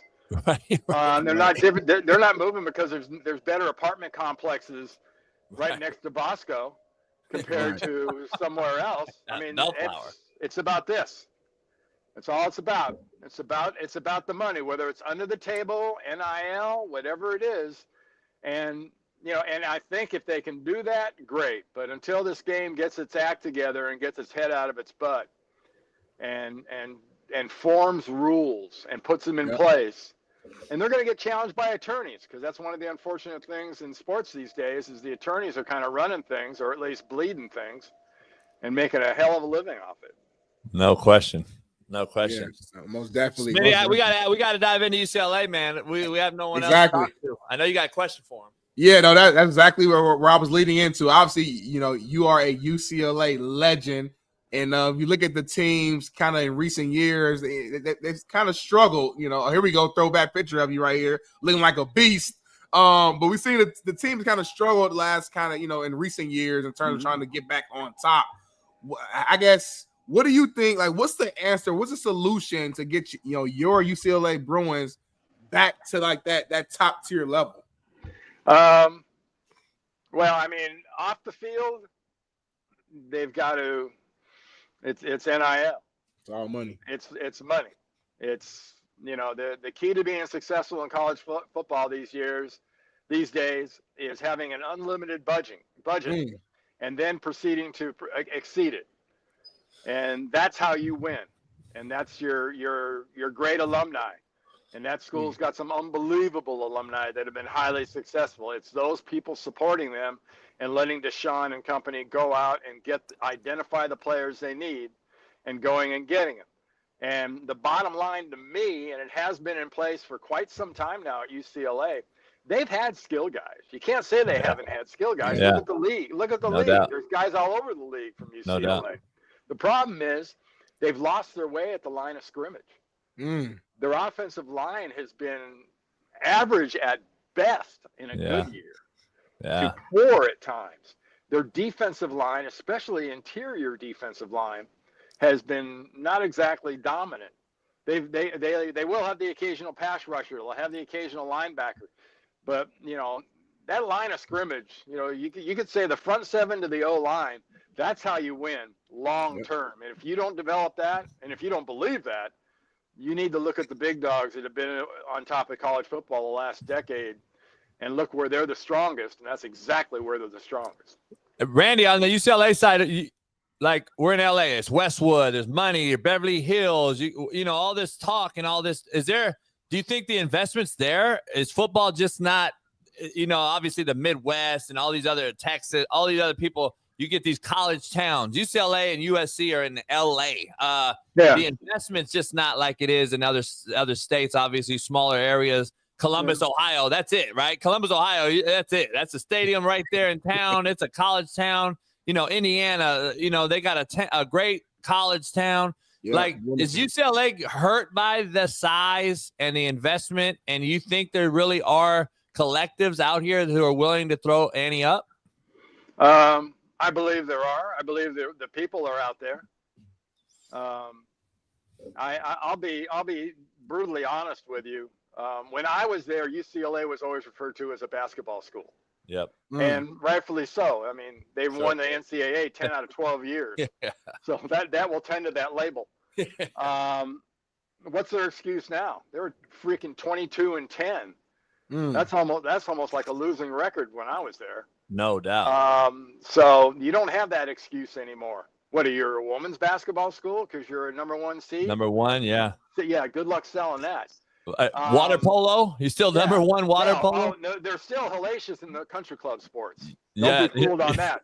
But, you know, if Biff and Muffin would contribute more outside of the country club sports, maybe then UCLA would be more dominant. But, you know, I can't fix that problem for them for two reasons. One, I ain't got that kind of jack.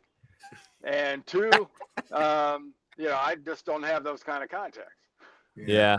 No doubt. Hey, USC rival is in the same boat though. Like they're you know, Pete Carroll's and all the guys that had the success from the John Robinson era. Like these guys are like, what's going on with? Where's our Heisman back? Where's the Reggie Bushes? Where's these big time players? I just don't. It's just kind of hard to being from LA, seeing the LA schools kind of being mediocre at best when we got all the talent sitting right here. Talent's right here. You don't got to leave here. They used to raise those. Kind of like the Bruins in basketball and the Bruins even in football. They used to raise those kind of people. That system's dead. You don't raise stink. This is a hot house. You grow. You got 6 months to grow it. If it don't grow in 6 months, you pull it out and you plant another one. You're right. No doubt. Just true statement. I mean, how you like Deshaun's progress right now? He came on last year at the end of the year. Obviously, the conference realignment and the Pac-12 being dismantled.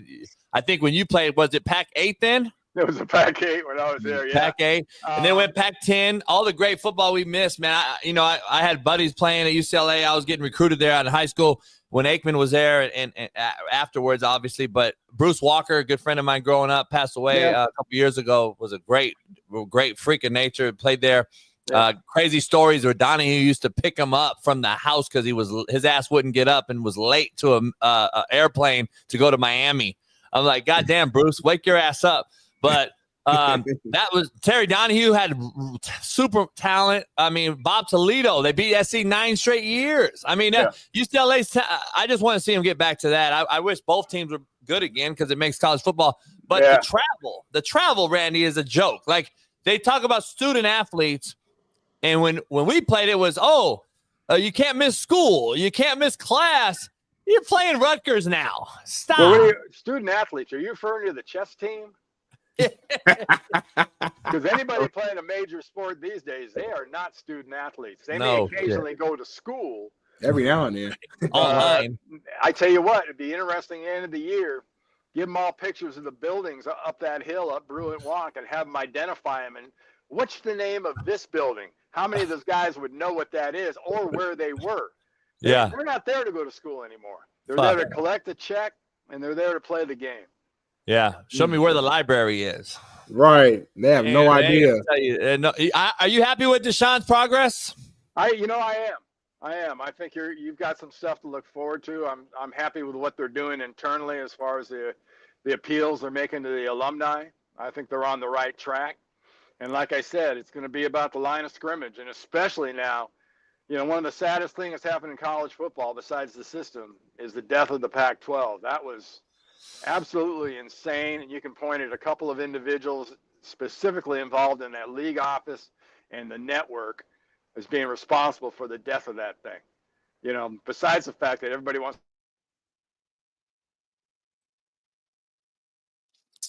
I think he froze up. Froze up. There you go. You're looking at a crazy Landscape situation and landscape with them being in the Big Ten, which even more, you're competing with some of the best at the line of scrimmage: Iowa, Ohio State, Michigan, Penn State, Michigan State, Wisconsin, all those schools. Okay, if you're weak there, how are you going to be strong in the Big Ten? So address those things. It's no longer the aerial circus that the West was. Right. Now it's a totally different environment, and it's going to take a little while to adjust to that. And I think that's one of the things Deshaun's doing. No doubt. Hey, Randy, you were great calling games, man. I missed your voice on TV. You missed CBS. You missed doing it. I missed the NFL. I'm still doing college football. Still do college, yeah. The NFL. I missed the NFL. I did it for 20 years, and I did it until they told me not to come back. I still keep asking them, but they keep saying no. Yeah. They need the voice. They need the great voice. I do a show with Shaun Salisbury after this one, man, and he speaks highly of you as well, man. So what a good man. Yeah, no doubt. USC Trojan. He's a damn Trojan, but you know how that is. But hey, Randy, I'm the same way. The NCAA, man, is the non-caring assholes of America, and that just is what it is. Well, yeah, I mean, they have no job. What's their job? What do they run? They run basketball. Exactly. Yeah. That's it. That's their whole function. I got to ask you before you leave, the most prestigious basketball program in American history is UCLA. Let's make no mistake about it. They used to be called the UCLA Invitational when they went to the tournament. What do they got to do? We got Jim Herrig on this Friday, who I played at high school with Ed and Charles O'Bannon, and they went there, won the Natty in '95. And Ed is responsible for this NIL crap that we got going on. That was not his intention, by the way. He didn't want to do it this way. Where's UCLA? How they get back to being – because John Wooden, man, God bless his soul. He'd be rolling over him and Bill Walton of the world. I got to be looking down like, gosh dang, what do we got to do here? Is it again NIL money and collectives again in the buy-in? Yeah, it's money and it's the collective. That's how they got there. Make no mistake. That's how UCLA got back. Yeah. A lot of brown paper bags changing hands. I missed that way, though, Randy. Not much W-2 worthy. Right. Hey, Randy, I missed that way, though. I missed under the table, Randy. I'd rather be that way than the shit now is just out there, and now you're just poaching players and shake lines after the game. Well, yeah, then the IRS makes out now. Screw that. Yeah, it's unbelievable, man. It's different. Randy, man, I can't thank you enough for hopping on last minute like this, man. And I'd love to have you again during college football or something if we can get you, during your busy schedule, man. And anytime. I wish you the best, man. I appreciate you, brother. All right. Thank you. Thank you, brother. Thank you. Appreciate you. Legend right himself. Pound that like, man. Randy Cross joining us, man. Great dude, great guest. Knowledge, wealth of knowledge, man. UCLA Bruin legend. Shout out, man. Yeah, baller. Trenches. Yeah, center extraordinaire. Shout out. Pound that like, subscribe to The Realest Show on Planet Earth if you're not one. Come on today. But listen, man, what's happening now, Smitty? Let's go right back into it. Let's do it. So back into this What's Happening Now segment. This female here on the left and the right, that's her mugshot. You never looked as good without makeup, apparently. But listen, I got to get your take, Smitty, on what's going on, man, because for the audio listeners, for the context, Because context is very important on this one. It's a female being accused of the boy, a little boy. A little boy is the victim, not a little girl. So I'm trying to grasp this, Smitty. I'm trying to wrap my head around. It's a little boy, not a little girl. It's an older girl who's being accused with a little boy. Do we understand ourselves? Everybody understand? Okay. So now, Smitty, let me get your take on this. So just for clarity from what I read, I'm just adding context. This is a situation where it sounds like she did not force anything. This was a agreed, quote unquote, relationship between the young man. I'm sorry. I didn't give the full context. Yes. The question in hand now is how old was the little boy? He was 15. So there you go. Go ahead, Smitty. So 15. I'm just starting there before I go into my answer. So obviously the obvious answer is that she's wrong in doing what she's doing. He's 15. He's a kid. Under 18. She's what, 30? She's a grown woman. It's a kid. You're the kid's teacher. You should never do that. That's the obvious answer. Duh. We all understand that. You should never do that. If that's your kid, if you got a son, you got to. If this was a girl, 15, and a male teacher, we all be losing our minds. I think the energy with this is a little softer because it's a young man as the kid in this scenario with a woman teacher. So the energy is a little different. But I would say this: it's wrong. It should not happen. But JB, what's your thoughts, JB? But what, homie? Listen, I would say this. In one of my group chats, I would say this. Or somebody did say this. Somebody in my group chat said this. Where were these type of teachers when I was in high school? Was what one of the homies said to me. That's what one of the homies said to me. And I said, I said, so what do you mean by this?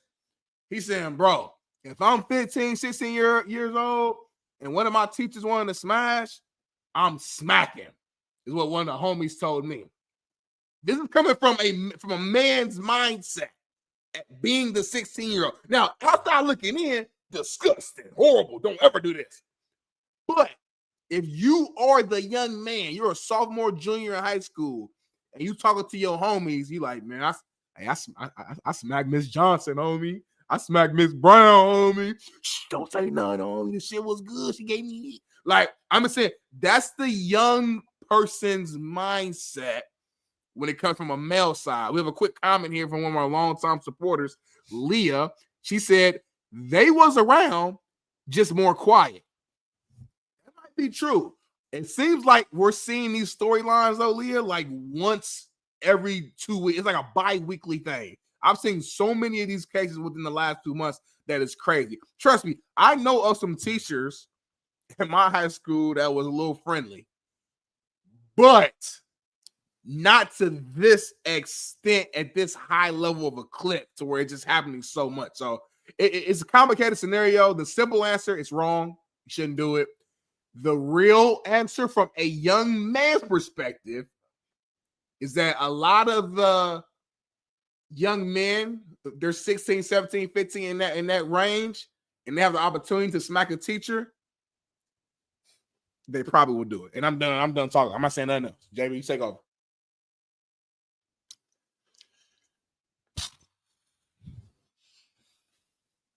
I got JB, be smart. JB, be smart. JB, be smart. JB, be smart.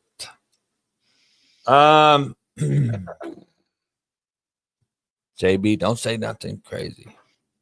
I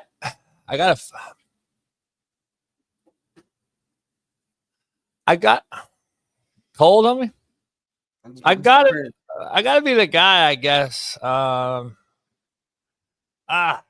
The guy that says it. Everybody out there, please take a listen. Listen to closely. This is an impossibility. It's a literal impossibility. However you want to take that, Smitty. I don't know. I think I'm gonna go. It's an impossibility. I guess I'll be the one that says it. Anyone want to chime in to why I say that? I agree. I disagree with you. Huh? I agree. It's an impossibility. This is an impossibility, Lucy. I'm sorry. The little boy is 15. He's not 8.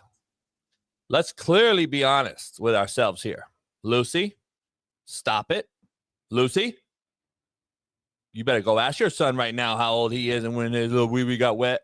I started fucking at 16. I'm going to be honest with you. So I was fucking at 14. And I know homies who was fucking at 12. I'm not saying it's right. I'm just telling you the facts of what was going on. So Lucy, we got a little wee-wee wet at 14, 15. Stop. This is not possible. You are a little boy. You don't get R-worded. We don't get R-worded, Lucy. It's an impossibility. Please, Lucy, understand that.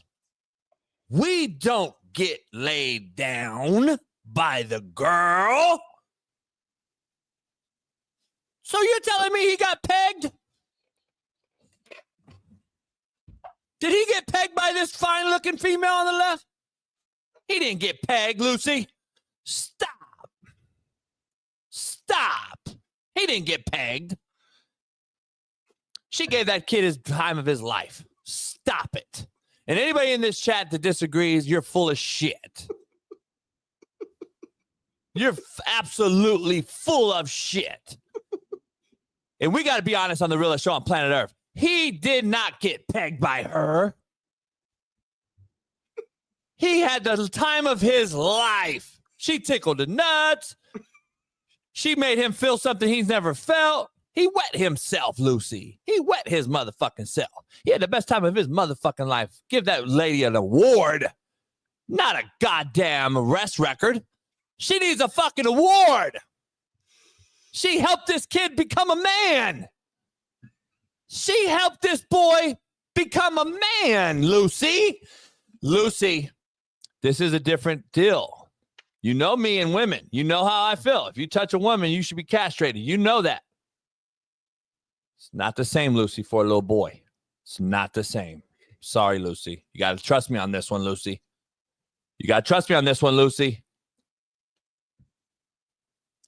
Miss me, Grant Marino. Shut up. You're fucking gay. That's why. You got pegged, motherfucker. You don't understand what it is for a female that's older to touch you in ways you've never been touched, motherfucker. That little boy is on the Hall of Fame amongst his homies. You have no idea what you're talking about.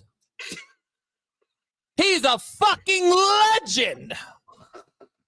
And you threw this lady in jail? You should be fucking ashamed of yourself, America. You should be ashamed of yourself, America.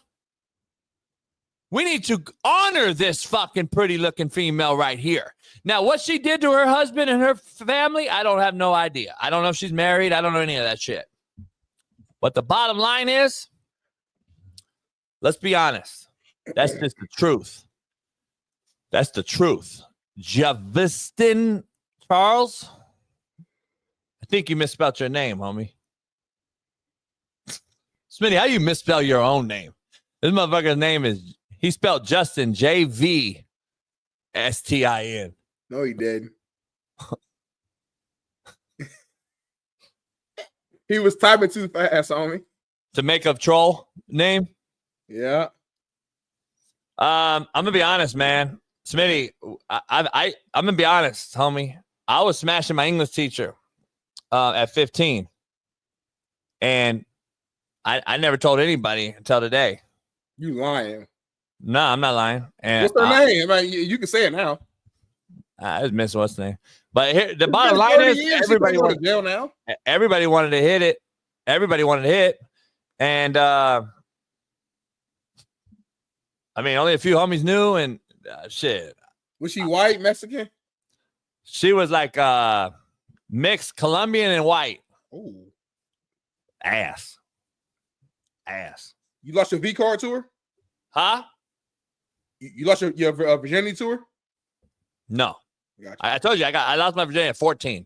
Oh, my fault. And the girl that I lost my virginity to was 17. Gotcha.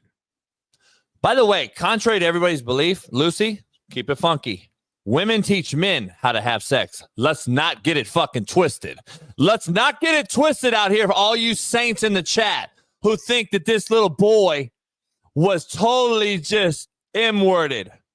Women know first how to kiss, how to use their tongue, how to fucking do certain things. They take the dick and put it in.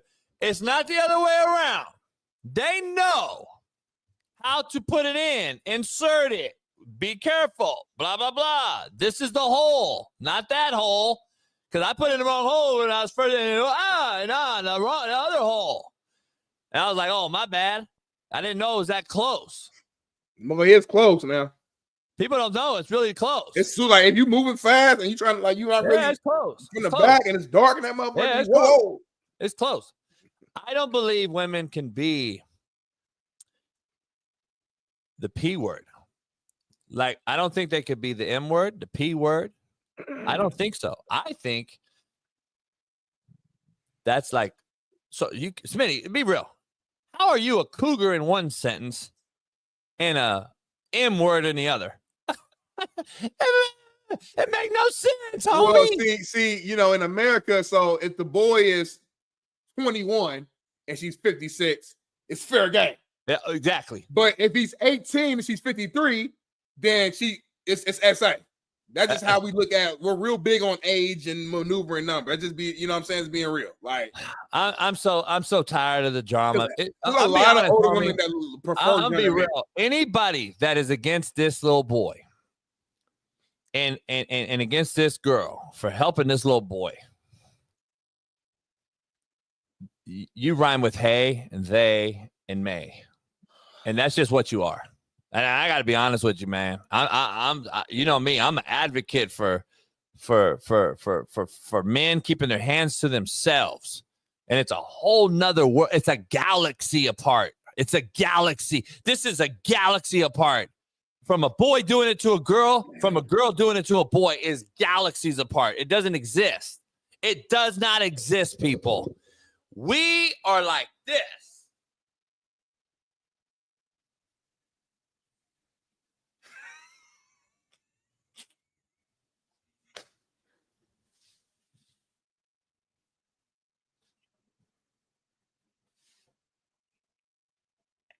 Smitty, if that bitch walked in the classroom,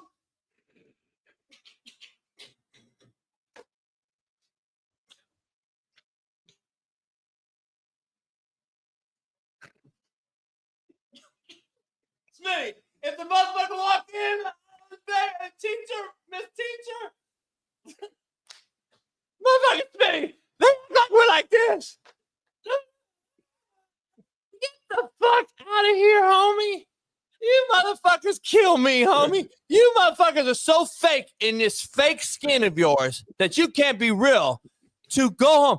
Smitty, you imagine a 15-year-old kid coming home to me? What'd you do? Miss Johnson fuck shit out of me. Boy, shit, I'm giving you a beer like a motherfucker. You getting a beer today, son. Other way around, Smitty, what is it?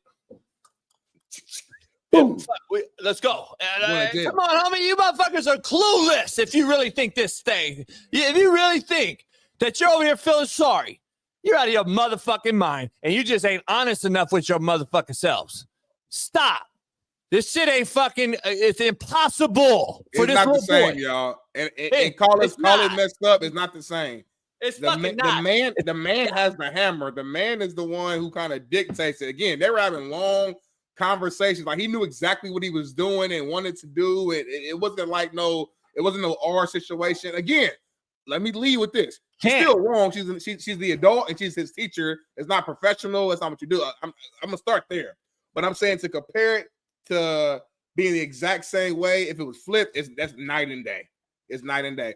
And there is no, I don't know, any of my homies when they were in high school, they're definitely, if they had a situation to smack their teacher, they're gonna smack their teacher. It just is what it is. It is.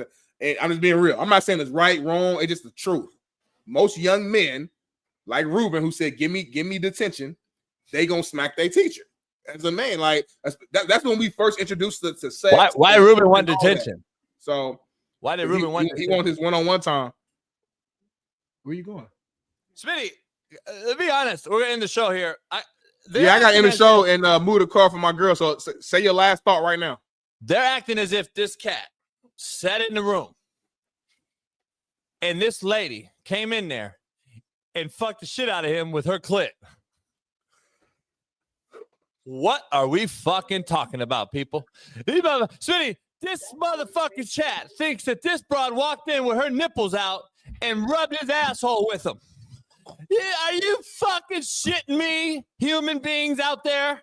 Can you stop with the bullshit that this narrative exists? It don't fucking exist. It's an impossibility for this teacher to do anything other than please this little boy. Stop. Rub your nipples on my ass. Rub your clit on my ass. Shit.